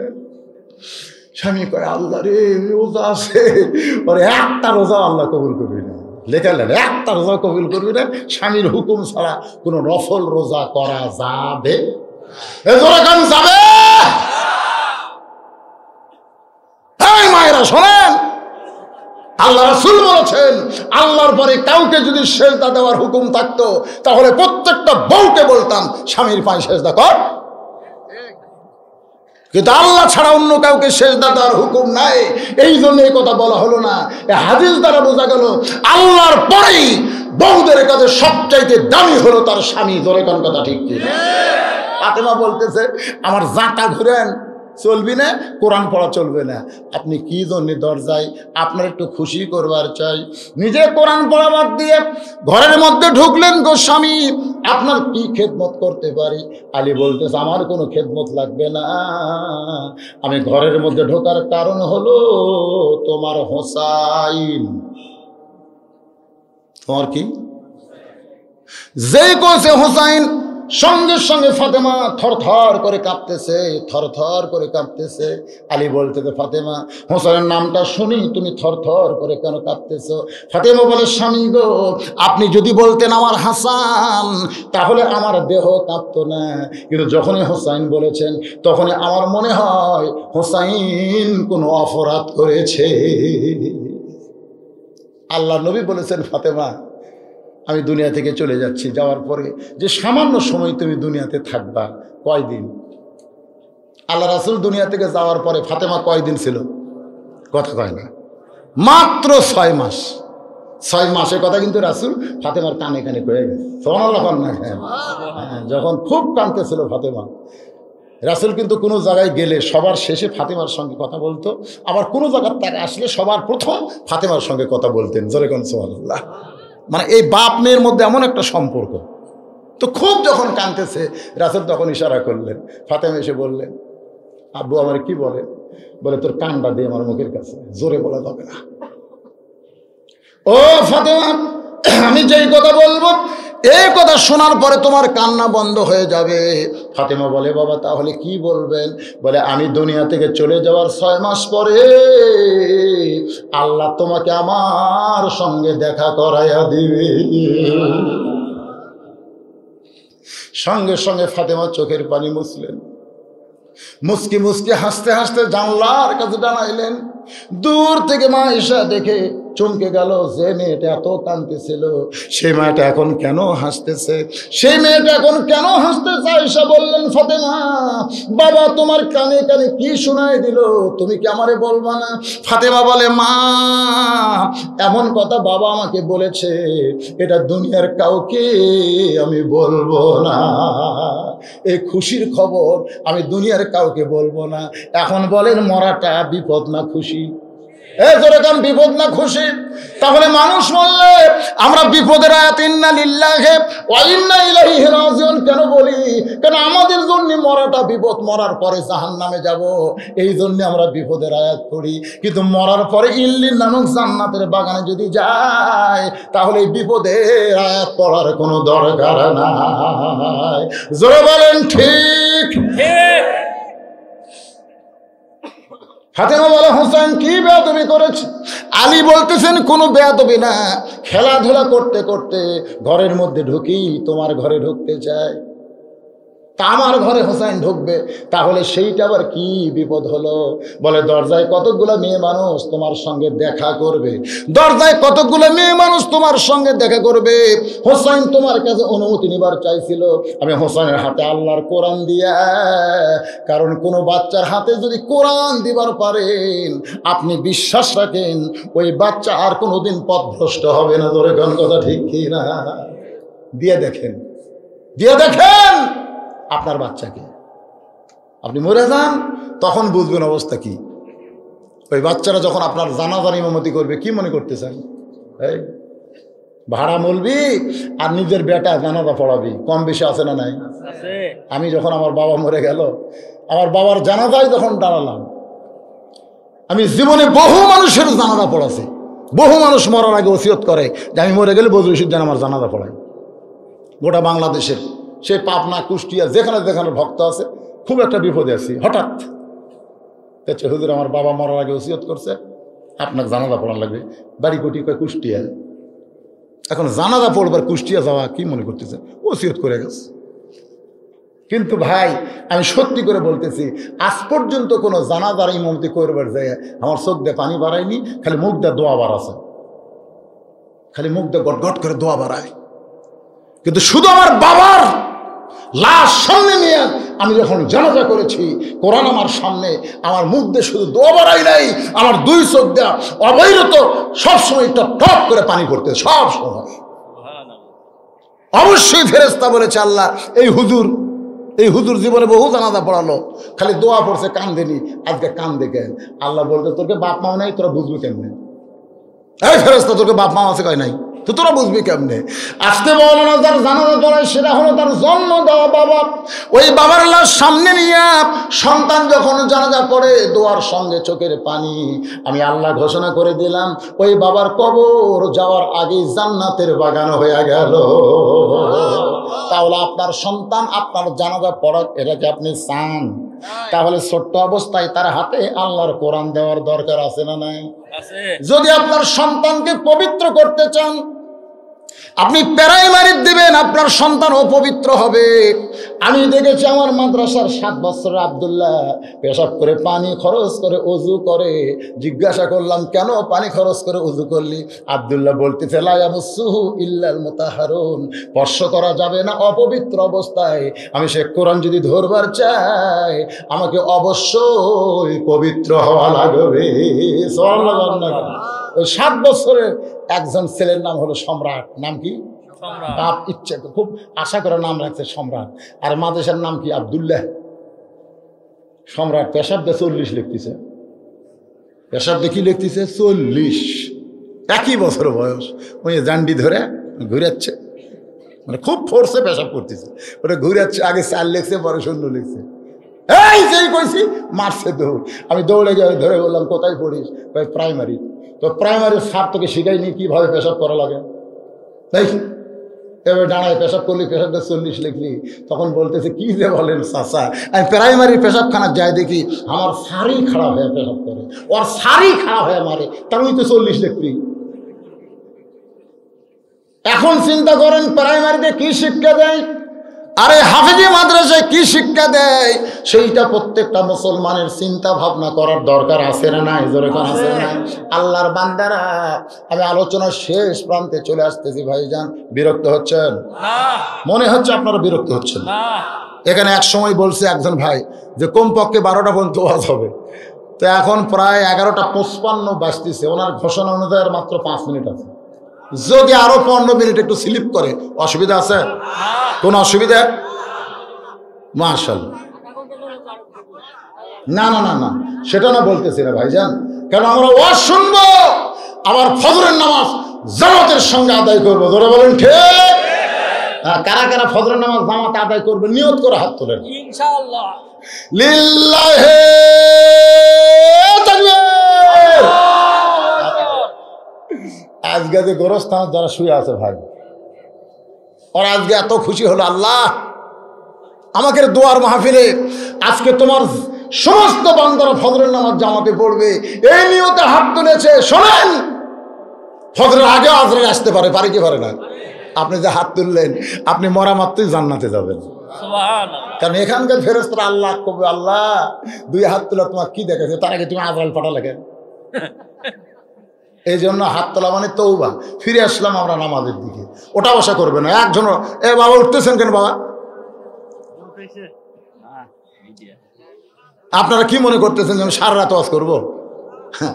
এটা সময় মতোই শেষ হবে ইনশাআল্লাহ। একটু মনোযোগ দিয়ে কথাগুলো শুনবেন। আমি বলতেছেন, ফাতেমা দরজায় কতগুলো মেয়ে মানুষ তোমার সঙ্গে দেখা করবার চায়, তুমি কি অনুমতি দাও? ফাতেমা বলতেছে, আমার কোনো আপত্তি নাই যদি আপনি পর্দার ব্যবস্থা করেন। আমার কোনো আপত্তি নাই যদি আপনি পর্দার ব্যবস্থা করেন। সুবহানাল্লাহ করেন। এখান থেকে ফাতেমা কি বুঝাইলো? পর্দা মেয়ে মানুষের জন্য নয়, পর্দা ব্যবস্থা করতে হবে পুরুষ মানুষকে। ধরে কান কাকে? এই জন্য রাসূল কিন্তু বলেছে, আর দায়ুসু লা ইয়াদখুলুল জান্নাহ, দায়ুস কোনদিন লা ইয়াদখুল, লা ইয়াদখুল লাইন অফ ইজেন, কখনোই জান্নাতে প্রবেশ করবে না দায়ুসেরা। সাহাবীরা বললেন, হুজুর দায়ুস কোন নারী? আল্লাহ রাসূল বললেন, দায়ুস কোন নারী না, দায়ুস ওই সকল পুরুষ মানুষ যাদের অধীনে নারীরা পর্দা করে না। এখন আপনারা বলেন, আমাদের বউগুলো যদি পর্দা না করে, আমাদের যুবতী মেয়ে বিয়ে হয়নি যদি পর্দা না করে, আমার বাপ মরে গেছে, আমার বোন আমার অধীনে আছে, যুবতী বোন যদি পর্দা না করে, এই দায়িত্ব কার? আর কথা কেন? তাহলে আমার বউ পর্দার মধ্যে আছে কিনা, এই দায়িত্ব আমাকে নেওয়ার দরকার আছে না? কথা কোন আছে না নাই? আপনি কি মনে করবেন হাসরের ময়দানে আল্লাহ যখন মেয়েদেরকে বলবে, এই বেপর্দা হয়ে ঘুরছিস কেন? তখন মেয়েরা বলবে, আল্লাহ আমাকে কোনো দোষ নেই, আমরা ফাতেমার মতন হবার চাচ্ছিলাম, কিন্তু আমাকে স্বামী এমন কান্দা কান্দি। আল্লাহ তখন ডাক দেখবে, এই তোর বউ কি কয়, তোর বউ কি কয়? তখন আপনি হয়তো বলবেন, আল্লাহ আমি খুবই পর্দার ব্যবস্থা করছি, কিন্তু পর্দা মানিনি তো। তা আল্লাহ কয় পর্দা মানিনি, অকলে তুই ঘর করলি কেন? দুনিয়া কি মেয়ে মানুষ শেষ? তোর বউ যদি পর্দা না মানে তাহলে বউ তালাক দিবি, আর একটা বিয়ে করবি। এই একই পুরানা মানলে কতক্ষণ থাকা লাগবে? হ্যাঁ, তুই তালাক দিছ না? তো তালাক না দিয়ে ব্যাপার দেখলে সংসার করছো কে? আপনার কি বেজার হচ্ছে? কেন মরার পরে জান্নাতে যাওয়া লাগবি রে? যে স্বামী জীবিত অবস্থায় তার বউ পর্দা করে না, এটাই হলো তার জন্য সবচাইতে বড় বিপদ। জোরে তার কথা ঠিক। আজকে আপনি এমন একজন বাবা, আপনার মেয়ে বিয়ে হয় নাই, কলেজে পড়ে। পুরুষ মানুষের জন্য, যারা যুবক আছো, তোমাদের জন্য যখন ফুল প্যান্ট পরবে, লুঙ্গি পরবে, পায়জামা পরবা, তোমরা তখন টাকনুর উপরে সেই পোশাকটা পরবা। কার উপরে? হ্যাঁ, তোমাদের পোশাকটা টাকনুর উপরে থাকতে হবে। আপনারা বলেন তো ওযুর ফরজ কয়টা? জোরে বলেন কয়টা? আরো জোরে। তার মধ্যে একটা ফরজ হলো টাকনু পর্যন্ত। এই কথা কান না কেন? টাকনু পর্যন্ত ধুতো করা। কেন টাকনু পর্যন্ত ধোবেন? কারণ রাস্তাঘাটে যখন আপনি চলবেন, ওই স্যান্ডেল জুতা পাওয়ার দেওয়ার কারণে রাস্তার যে নাফাকি আছে, ওই নাফাকি আপনার টাকনু পর্যন্ত স্পর্শ করতে পারে। এই জন্য টাকনুর উপর কাপড় পরা লাগবে। আপনার কাপড়ে যেন নাফাকি না পড়ে, আপনার টাকনু পর্যন্ত পড়বে। এই জন্য টাকনু পর্যন্ত ধুতো করা ফরজ। কিন্তু আপনি ফুল প্যান্ট দিয়ে টাকনু যদি ঢেকে থন, তাহলে আপনার টাকনু ধোয়া ফরজ না, আপনার ফুল প্যান্টের ওই পর্যন্ত কাটা হলো ফরজ। তাছাড়া ওই পোশাক পরে নামাজ হবে না, কারণ নামাজ পড়তে গেলে কাপড়ও পাক হওয়া লাগবে। জোরে কোন ঠিক কি না? অনেক মুসল্লি দেখবেন মসজিদ আইসা ফুল প্যান্ট গোছায়, এরকম গোছায় না? আচ্ছা, ফুল প্যান্ট যে গোছাইছে, কেন গোছালো? আমি বললাম, কে বাবা টাকনুর উপরে ফুল প্যান্ট তুললে কেন? হুজুর টাকনুর তলে কাপড় তুলে নামাজ হবে। কে রে পাগলা, নামাজের সময় টাকনুর উপর কাপড় তুলবার তো কে কছে? নামাজের সময় টাকনুর নিচে কাপড় পরলে ক্ষতি নাই, কারণ মসজিদের মধ্যে কোনো নাফাকি নাই। জোরে কোন কথা ঠিক কিনা? টাকনুর উপর কাপড় পরার কারণ হলো তো রাস্তার নাফাকি যেন কাপড়ে না ভরে, এই জন্য টাকনুর উপরে কাপড় পরতে হবে। আর মেয়েদের জন্য টাকনো ঢাকা ফরজ। কেন? কারণ মেয়েরা যখন রাস্তায় চলবে, ভিতরের কাপড় তো দেখার কোনো সুরত নাই, কালো কাপড় দিয়ে ভিতরে সব কাপড় ঢাকা লাগবে। ধরে কোন কথা ঠিক? এমন একটা বোরকা পরি ভাই, আমি দেখছি সৌদি আরব মদিনায় মেয়েরা বোরকা পড়তেছে, এই কাঁধ থেকে বোধহয় আধ হাত বেশি লম্বা, ছিঁড়া চলে যাচ্ছে। ওরা যখন নামাজ পড়ে তখন বোরকা খুলে নামাজ পড়ে। আর আমাকে মেয়েরা দেখবেন একটা পোশাক বানাচ্ছে পেটিকোটের চাইতেও ঢিলে, তার নাম দিছে কি? প্লাজো। হ্যাঁ, প্লাজো। একে টাকনুর আধা হাত উপরে একটা হাইল করে কিলকিল করে ঘুরতেছে, একটা ওড়না সেটা আবার বুকের উপরে না দিয়ে পিছন দিকে দিচ্ছে, দেখবেন গলা পিছন দিকে দিচ্ছে, দিয়ে এই সামনের জিনিসগুলা। এখন আমাদের প্রধানমন্ত্রী ধর্ষণ মুক্ত বাংলাদেশ বানাবে, ধর্ষকের মৃত্যুদণ্ড দেবে। কত বড় শয়তানি করতেছে। তোর এখন কথা ঠিক কিনা? একে ধর্ষণ করার অস্ত্র সব দিয়ে তারপরে আবার ধর্ষণ মুক্ত দেশ চাই, এটা কি কখনো সম্ভব? আপনি কি খবর চাচ্ছেন? আমাকে যুবকগুলো হিজড়ে যে মেয়ে মানুষ দেখলে ওর কি মনে কিছুই হবে না?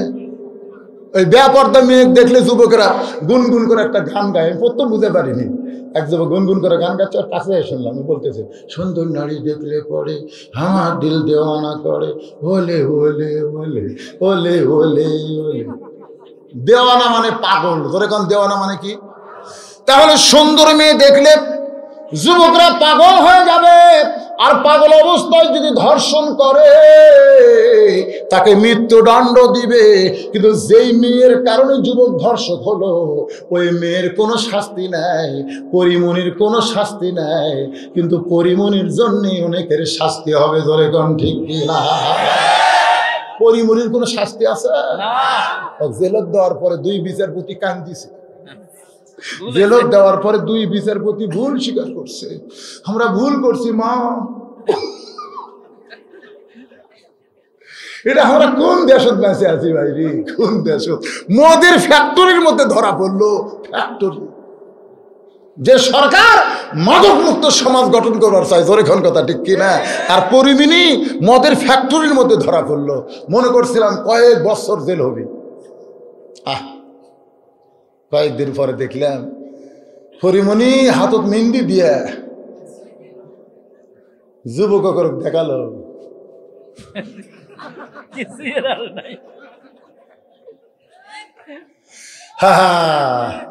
এ পর্যন্ত পরিমণি মাল কাচ্চা মারা কোনদিন জন্মদিবস পালন করেনি। জেলের থেকে কি পাওয়ার পালো? মরদ মানুষ লুঙ্গি মাল কাচ্চা দিয়ে ঘাস লিরে ওই ঠিক সেরকম কাঁচা দিয়া জন্মদিবস পালন করলো। এইরকম বেপরদা বাংলার জমিনে সরকার রাখার পরে যুবকদের ধর্ষকের মৃত্যুদণ্ড এটা কখনো কার্যকর করা সম্ভব নয়। জোরে বলেন কথা ঠিক।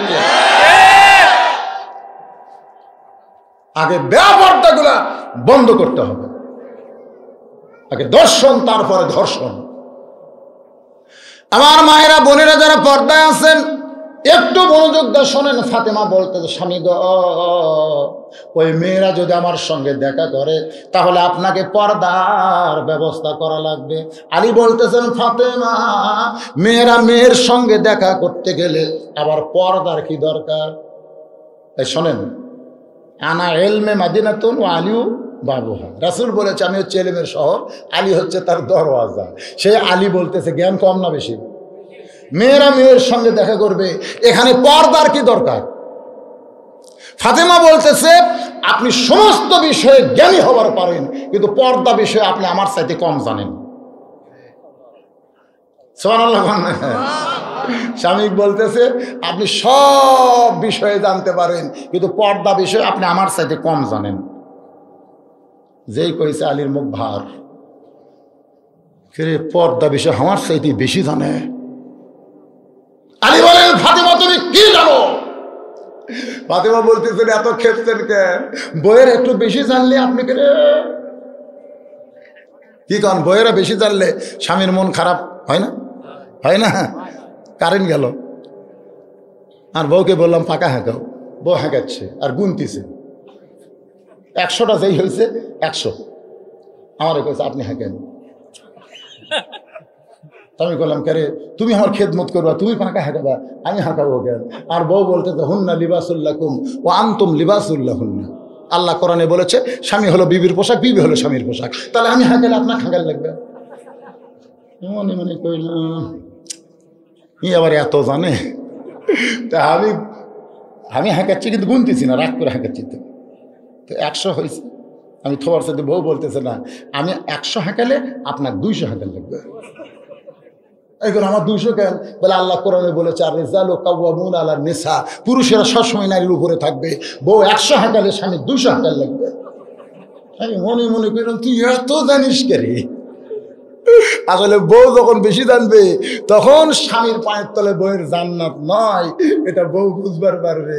কারণ স্বামীর পায়ের তলে জান্নাত এটা ভুয়া কথা। কথা বল না কেন? স্বামীর পায়ের তলে জান্নাত নয়, বরং মায়ের পায়ের তলে জান্নাত। জোরে বলেন ঠিক। আলী বললেন, ফাতেমা পর্দা বিষয় তুমি আমার সাথে কি বেশি জানো?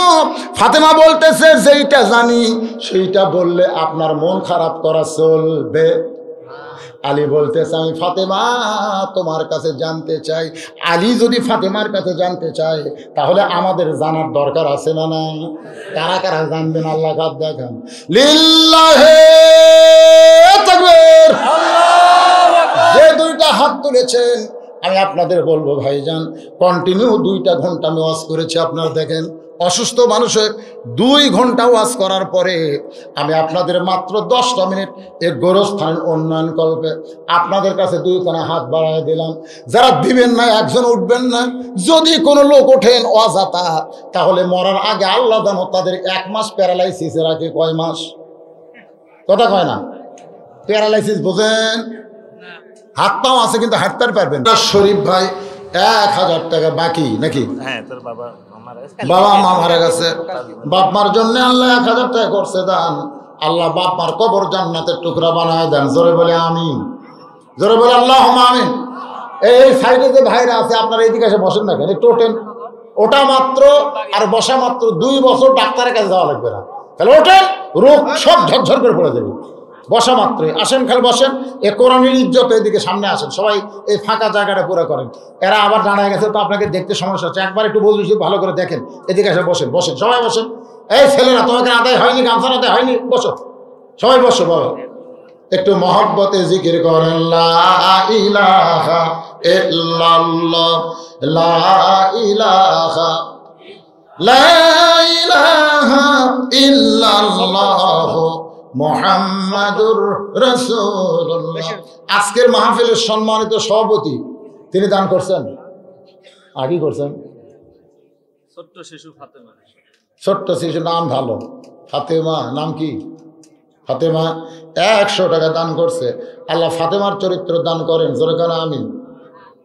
এই যে ইউটিউবে গেলে একটা দোষ, এরা মোনাজাত তোলে না। তোমরা খালি আমার একটা মোনাজাত দিও।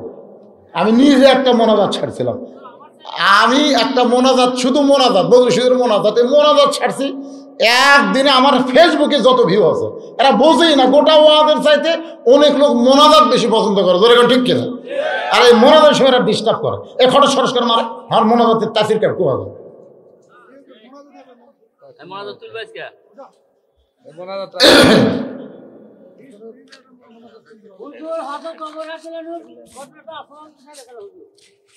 কি করছে ওমর? ও থাক, আজকে থাক, আফসোস নাই, কোনো আফসোস নাই। যেটা শুনতেছেন এইটুকু আমল করে হাত তুলছেন, ফজরের জামাত পড়া লাগবে, জোরে কোন ঠিক? হ্যাঁ, ওই জায়গাত মার খেয়ে যাবে। বেশি রাত ঘুম জাগলে শেষে আসসালাতু খায়রুন নাম খেলে পিছলে যাবে, কানের মধ্যে ঢুকবি না। মোটামুটি এখন রাত বড়, 1টার দিকে ঘুমালেও মাশাআল্লাহ 4 ঘন্টা ঘুম হয়, হয়তো হয় না? এখন কটার সময় ফজর, কটার সময় হয়? কটার সময়? 6টার সময় হয়। তাহলে 2টার সময় ঘুম পারলেও 4 ঘন্টা ঘুম হবে। একটা মরদ মানুষের জন্য 3 ঘন্টা যথেষ্ট, মাশাআল্লাহ। তো এই জন্য আমি যে আলোচনা করতেছি, একটু আলী বলতেছেন ফাতেমা, পর্দা বিষয়ে তুমি আমার চাইতে বেশি জানো, তুমি কি জানো একটু শুনতে চাই। এই সময় আলো গেল গেলে ফাতেমা বলেন, স্বামী গো, দরজায় যে কয়টা মেয়ে আছে সে মেয়েদেরকে কি আপনি চিনেন? এই ফাতেমা প্রশ্ন করতেছে হযরত আলীকে, যে কয়টা মেয়ে দরজায় দাঁড়িয়ে আমার সঙ্গে দেখা করবার চাই, আপনি কি তারে চেনেন, তাদের চেনেন? আপনারা বলেন তো, হযরত আলী যদি বলে আমি তাদের চিনি, তাহলে ফাতেমা খুশি হবে না বেজার হবে? কারণ কারো বউকে চিনার আমার দরকার নাই, আমি চিনবো শুধু আমার নিজের বউকে, ধরে গণ ঠিক কিনা? আমার বউ মাঝে মধ্যে আমাকে বলে, আচ্ছা আপনাদের পাড়ার মধ্যে সবচেয়ে সুন্দরী বউ কার? মানে এটা কি জন্য বলে, যে আমি কারো বউয়ের দিকে তাকাই কিনা এটা জানানোর জন্য, ধরে গণ ঠিক কিনা? যেই আমি বলবো অমুকের বউ সুন্দর, তখন আমার বউ আমাকে কি বলবে, আপনি একটা লুচ্চা। আমি কি কম চালাক নাকি? তা আমার চাইতে 1 কোটি গুণ বেশি চালাক হচ্ছে হযরত আলী, জোরে কোন কথা ঠিক কিনা? ফাতেমা দেখেন কি হিকমত, যে কয়জন মেয়ে দরজায় দাঁড়িয়ে আছে আপনি কি তাদের চিনেন? আলী বলতেছেন, ফাতেমা কুল্লিল মুমিনিনা ইয়াগুদ্দু মিন আবসারিহিম, আল্লাহ কোরআন কারিমে বলেছেন, রে মুমিন পুরুষেরা, তোমরা যখন রাস্তায় চলবে তোমাদের নজর থাকবে নিচের দিকে। আমি আলী আল্লাহর কোরআন মোতাবেক চলি, একমাত্র হাসান হোসেনের মা ছাড়া আমি পৃথিবীর কাউরে চিনি না। সুবহানাল্লাহ কবেন না? এটা লাভ আছে, কিন্তু আপনি যদি খালি আপনার বউকে চেনেন, অন্য কোনো মেয়েকে যদি না চেনেন, আপনার বউ জীবনও আপনার কাছে পুরাতন মনে হবে না, পুরাতন মনে হবেই না। কারণ একজনকে দেখি না, খালি একটাই দেখি, সেটা আমার বউ। যতবার দেখবো ততবার আরো বেশি সুন্দর লাগবে, জোরে কর কথা ঠিক কিনা? কিন্তু আমরা সকলের বউ দেখার কারণে, এটা কার বউ রে, এটা কার বউ রে, এ তো ভালোই রে, পরের গুলো দেখে দেখে বাড়িতে নিজেরটার দিকে তাকালে মনে হয় এটা একটা বউ হলো। ফাতেমা বলেন স্বামী গো, যে মেয়েরা দরজায় দাঁড়িয়ে আছে আমার সঙ্গে দেখা করতে চাই, এদের মধ্যে কোনো মেয়ে যদি বেপর্দা হয়, আপনি বলেন তো বেপর্দা মেয়ে যারা শয়তানের গোডাউন তারা। যেরকম বেপর্দা মেয়ে যারা,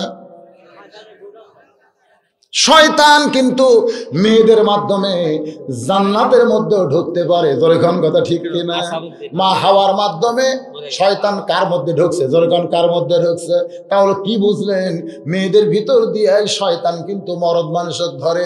আদমকে কিন্তু শয়তান ধরতে পারে নাই, শয়তান হাওয়ার মাধ্যমে আদমকে ধরেছে। যেরকম ঠিক কিনা?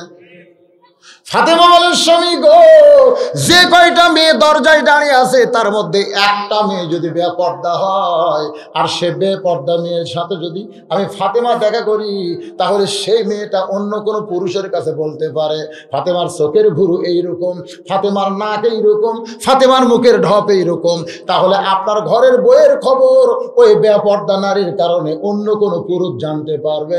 এই জন্য আমি ফাতেমা পরস্তার কোনো মেয়ের সঙ্গে, বাহিরের কোন মেয়ের সঙ্গে দেখা করতে ভয় পাই। ওদের সঙ্গে কথা বলবো পর্দার ভিতর থেকে। সুবহানাল্লাহ কন্যা। আমার মায়েদের বলতেছি, মা সেই ফাতেমার সঙ্গে যদি জান্নাতে যাবার চান, তাহলে নামাজ যদি কম থাকে, রোজাও যদি কম করেন, যদি আপনারা স্বামীর খেদমত একটু কমও করেন, কিন্তু পর্দার ভিতরে যদি থাকতে পারেন, আল্লাহ তাআলা ওই ফাতেমার সঙ্গে আপনাদের জান্নাত দিয়ে দেবে। আর পর্দার মধ্যে যে মেয়ে থাকবে, রাসূল বলেছেন ওই তিনটা ইবাদত তার কোনোদিন কম হবে না। কারণ পর্দার মধ্যে যারা থাকবে তাদের বাহিরের কোনো আকর্ষণ না হয়ে তাদের নামাজ কোনোদিন কাজা হবে না। পর্দার মধ্যে যারা থাকবে তারা রোজাও করবে। পর্দার মধ্যে যারা থাকবে ওই মেয়েটা বেশি বেশি স্বামী ভক্তি করবে। জোরে বলেন ঠিক কিনা? আল্লাহ তাআলা আমাদের সকলের ঘরে পর্দানিশী বউ দান করুক। সকল বলে আমিন। সবচাইতে বড় বিপদ ভাই আজকে বেপর্দা নারী। আমাদের যুবকদের জন্য আমি সেই বিপদ থেকে বাঁচার জন্য ইন্না লিল্লাহি ওয়া ইন্না ইলাইহি রাজিউন, আল্লাহ আমাদের সবাইকে আজকের আলোচনা মোতাবেক আমল করার তৌফিক দান করুক। সকলে বলে আল্লাহুম্মা আমিন। আসাব আলী মারা গেছে, ওনার ছেলে 1000 টাকা দান করছে। উজ্জ্বল মারা গেছে, ওনার ওয়াইফ 500 টাকা দান করছে। আল্লাহ স্বামীর কবর জান্নাতের টুকরা বানায় দেন। জোরে কোন আমিন। আস্তাগফিরুল্লাহাল্লাযী লা ইলাহা ইল্লা হুয়াল হাইয়ুল কাইয়্যুম ওয়া তুবু ইলাইহি। আস্তাগফিরুল্লাহ রাব্বি মিন কুল্লি জামবিন ওয়া তুবু ইলাইহি। লা হাওলা ওয়ালা কুওয়াতা ইল্লা বিল্লাহিল আলিয়্যিল আযীম। আল্লাহুম্মা সাল্লি আলা মুহাম্মাদিন ওয়া আলা আলি মুহাম্মাদ কামা সাল্লাইতা আলা ইব্রাহিম ওয়া আলা আলি ইব্রাহিম ইন্নাকা হামিদুম মাজিদ। আল্লাহুম্মা বারিক আলা মুহাম্মাদিন ওয়া আলা আলি মুহাম্মাদ কামা বারাকতা আলা ইব্রাহিম ওয়া আলা আলি ইব্রাহিম ইন্নাকা হামিদুম মাজিদ। আল্লাহুম্মা আমিন। আল্লাহুম্মা আনতাস সালাম ওয়া মিনকাস সালাম তাবারাকতা ইয়া যাল জালালি ওয়াল ইকরাম। মাবুদ, সেই মাগরিবের নামাজের পর থেকে রাত 12:15 পার হয়ে গেল। এই দীর্ঘ সময় পর্যন্ত তোমার পাগল বান্দা বান্দিরা আরামের বাড়ি, আরামের ঘুমকে বাদ দিয়া কোরআন হাদিসের মহাব্বত কলিজার মধ্যে নিয়া এই জান্নাতের বাগানে বসে বসে কোরআন হাদিসের আলোচনা শোনার শেষে আমি গুনাহগারের সঙ্গে রহমতের দরজায় ফকির হয়ে দোকানা হাত তুলেছে। মেহেরবানি করে আজকের মাহফিল আমাদের সকলের হেদায়েতের জন্য, নাজাতের জন্য, জান্নাতের জন্য কবুল করো। এই মাহফিলের শুরু থেকে শেষ পর্যন্ত যত আলোচনা হয়েছে এর মধ্যে যদি ত্রুটি হয়, ভুল হয়, মাফ করে দিও। এর হাদিয়া মঞ্জুর করো। সোনার মদিনায় নবী পাকের রওজা মুবারকে আল্লাহ কবুল করো। মনে বড় আশা ছিল যাব মদিনায়, সালাম আমি করব গিয়া নবী হিজির যাই, মনে বড় আশা ছিল আমরা যাব মদিনায়। মাবুদ, সবাই কি মদিনায় যেতে পারবে? মদিনায় যাওয়ার মতন ভাগ্য কি সবার হবে? তবে সবাই নবীকে ভালোবাসে। একদিন স্বপ্নের ঘরে সোনা নবীজির সোনামো আমাদের সকলের জন্য আল্লাহ কবুল করো। ইমাম মালিকের বাড়ি ছিল মক্কায়। নবীর প্রেমে ছুটে গেলেন মদিনায়। মদিনায় যাওয়ার পর জুতা স্যান্ডেল কোনোদিন পায়ে দেন নাই। মদিনার ধুলো মাটি নিজের গায়ে মাখতেন আর বলতেন, মদিনা রে, আমি মানুষ না হইয়া যদি তোর বুকের ধুলিকণা হইতাম আমার জীবন ধন্য হয়ে যেত। মদিনার ধুলা মাটি নিজের গায়ে মাখতেন আর বলতেন, মদিনা রে, আমি মানুষ না হইয়া যদি মদিনার মাটি হইতাম। কানতে কানতে যখন বেহুশ হয়ে পড়ে যায়, ওই সময় স্বপ্নে দেখে আল্লাহর নবী ইমাম মালিকের শেওরের পাশে দাঁড়ায়া। আব্দুল মালিক ডাকতে বলে, এমন করে কান্দিস না রে, এমন করে কান্দিস না। আমি মদিনা ছিলাম না, ইয়াসরিব ছিলাম। আমাকে কোলে নেওয়ার কারণে ইয়াসরিব যদি মদিনা হতে পারে, আমার যে উম্মত আমার সুন্নতকে গ্রহণ করবে, আমার মহব্বত কলিজার মধ্যে রাখবে, আমার প্রত্যেকটা উম্মত মদিনার মতো দামি হয়ে যাবে। আল্লাহ আমাদের সকলকে আশিক রাসূল হিসাবে কবুল করে নাও। বাবা আদম থেকে ঈসা নবী পর্যন্ত যত নবী দুনিয়া থেকে বিদায় নিয়েছে, আল্লাহ সমস্ত নবীদের রূহ মুবারকে হাদিয়া কবুল করো। আল্লাহ তাআলা আসহাবে কেরাম, তাবিনে কেরাম, তাবা তাবিনে কেরাম, আউলাই কেরাম, পীর মাশায়েখ, বুজুর্গানে কেরাম, तमाम পৃথিবীর মাটির নিচে যত মুমিন মুমিনা শুয়ে আছে, আল্লাহ সকলের আরওয়াহ পরে হাদিয়া কবুল করো। ও মাবুদ, এই ভোরভোরা গোরস্থানে যত মুর্দা শুয়ে আছে, আল্লাহ সকলের কবরকে জান্নাতের টুকরা কবুল করো। আমরা যারা হাত তুলেছি, বাবা একটাবার খেয়াল করে দেখেন, আমাদের মধ্যে জনম দুকুনি মা যাদের কবরে চলে গেছে। বহুদিন আমার বউকে বলেছিলাম, ওয়াজ করে বাড়ি আসবো, তুমি চেতন থেকো, কিন্তু কোনোদিন দেখলাম না আমার যাবার অপেক্ষায় আমার বউটা চেতন আছে। আমার মা যে ঘরে ঘুমায়, ওই ঘরের জানলার পাশ দিয়ে যখন হেঁটে যায়, মামার জুতার শব্দ শুনে বলে, বাজান আমি ঘুমাই নাই। এই দরদের মা, এই দরদের মা আজকে যাদের কবরের ঘরে এতিম হয়ে আছে, আল্লাহ সন্তান হয়ে তোমার দরবারে কান্দে, মায়ের কবরটাকে তুমি জান্নাতের টুকরা বানায়া দাও। বাবার বাড়ি ঘর সবই আছে, আমি সহ আমরা যারা বাবা হারা এতিম হয়ে হাত তুলেছি, আল্লাহ মেহেরবানি করে বাবার কবর জান্নাতের টুকরা বানায়া দাও। আমাদের বাপ মা যাদের জীবিত আছে অসুস্থ অবস্থায়, আজকে দোয়া করি এই নিয়ামতের হায়াত তুমি বাড়ায়া দাও। আমাদের দাদা দাদি নানা নানি আত্মীয় স্বজন শ্বশুর শাশুড়ি যাদের কবরে গেছে, আল্লাহ কবরবাসীদের তুমি মাফ করে দাও। এতক্ষণ যারা কবরে গেছে তাদের জন্য আমরা দোয়া করলাম, এবার নিজের জন্য একটাবার চক্ষু বন্ধ করে দেখে, একদিন মসজিদের খাটনি আমাদের বাড়ির আঙ্গিনায় চলে আসবে, বড়ই পাতার গরম পানি দিয়া আমাকে গোসল করাইয়া দিবে, আমার পরন থেকে রঙিন কাপড় খসাইয়া সাদা কাপড়ের কাপড় দিয়ে আমার সকলটির মতো মুড়াইয়া ফেলবে।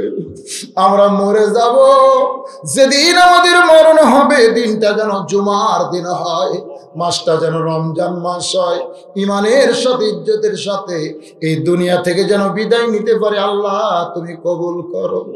আল্লাহ হাফেজি মাদ্রাসাকে কিয়ামত পর্যন্ত কবুল কর আল্লাহ। এই মাদ্রাসার মুহতামিম, মাদ্রাসার ওস্তাদ, মাদ্রাসার তালবে ইলম, মাদ্রাসার দাতা সদস্যদের আল্লাহ তুমি জান্নাতি কবুল করো আল্লাহ। যে গোরস্থান কমিটি আজকের জান্নাতের বাগান লাগাইছে, আমি আসার পরে শুনলাম 2-3 কিলো পর্যন্ত এরা বাতি জ্বালায় দেয়, এত আনন্দ নিয়ে এরা মাহফিল করে। কিন্তু মনের মধ্যে বড় বেদনা, আজকে এমন উচ্ছ্বাস নিয়ে আনন্দ নিয়ে তারা মাহফিল করতে পারে নাই। এরপরেও এত সুন্দর করে যারা মাহফিল করলো আল্লাহ, এ গোরস্থান কমিটির সভাপতি, সহসভাপতি, সেক্রেটারি, কেশিয়ার, আল্লাহ সদস্য যারা এই জান্নাতের বাগান লাগাইছে আল্লাহ, তুমি তাদের সকলকে জান্নাতি মানুষ হিসাবে কবুল করে নাও। প্রতি বছর এমন করে একটা জান্নাতের বাগান যেন লাগায়, যারা মারা গেছে তাদের রুহের মাগফিরাত ইসালে সওয়াবের জন্য এমন তৌফিক আল্লাহ এদেরকে তুমি দান করে দাও আল্লাহ। আজকের মাহফিল করার ব্যাপারে যারা সর্বোত্তক সহযোগিতা করেছে আল্লাহ, প্রশাসনের পক্ষ থেকে শুরু করে অত্র এলাকার নেতারা, চেয়ারম্যান, মেম্বার যারা আজকের মাহফিলের ব্যাপারে, এমপি সাহেব সহ যারা সহযোগিতা করেছে আল্লাহ, তাদের সকলকেই তুমি কবুল করে নাও আল্লাহ তাআলা। আমার মা বোনেরা পর্দার অন্তরালে বসে ওয়াজ শুনলো, আবিদা সালিহা পর্দার যে কবুল করে মা ফাতেমার চরিত্র দান করে দাও। আমি সহ আমরা যারা অসুস্থ অবস্থায় হাত তুলেছি আল্লাহ, সবাইকে তুমি পুরাপুরি সুস্থতা দান করো। এই আল্লাহ তাআলা আসমানের বালা আসমানি নাও, জমিনের বালা জমিনে ডাবায়া দাও আল্লাহ। করোনা এখন অমিক্রম হয়ে আসতেছে, এই ভয়ানক গজব থেকে আল্লাহ আমার বাংলাদেশের মুসলমানদের তুমি হেফাজত করো মাবুদ। কত মানুষের জানাজার নামাজ আমরা পড়েছি, যে 2টা হাত তুলেছি, এই 2 হাত দিয়ে কত কবরে আমরা মাটি দিয়েছি। একদিন আমরা মরে যাব, ইমানের সাথে, ইজ্জতের সাথে এই দুনিয়া থেকে বিদায় নেওয়ার সময় আমাদের জবানে জারি করে দিও লা ইলাহা ইল্লাল্লাহু মুহাম্মাদুর রাসূলুল্লাহ সাল্লাল্লাহু আলাইহি সাল্লাম। আসসালামু আলাইকুম ওয়া রাহমাতুল্লাহি ওয়া বারাকাতুহু।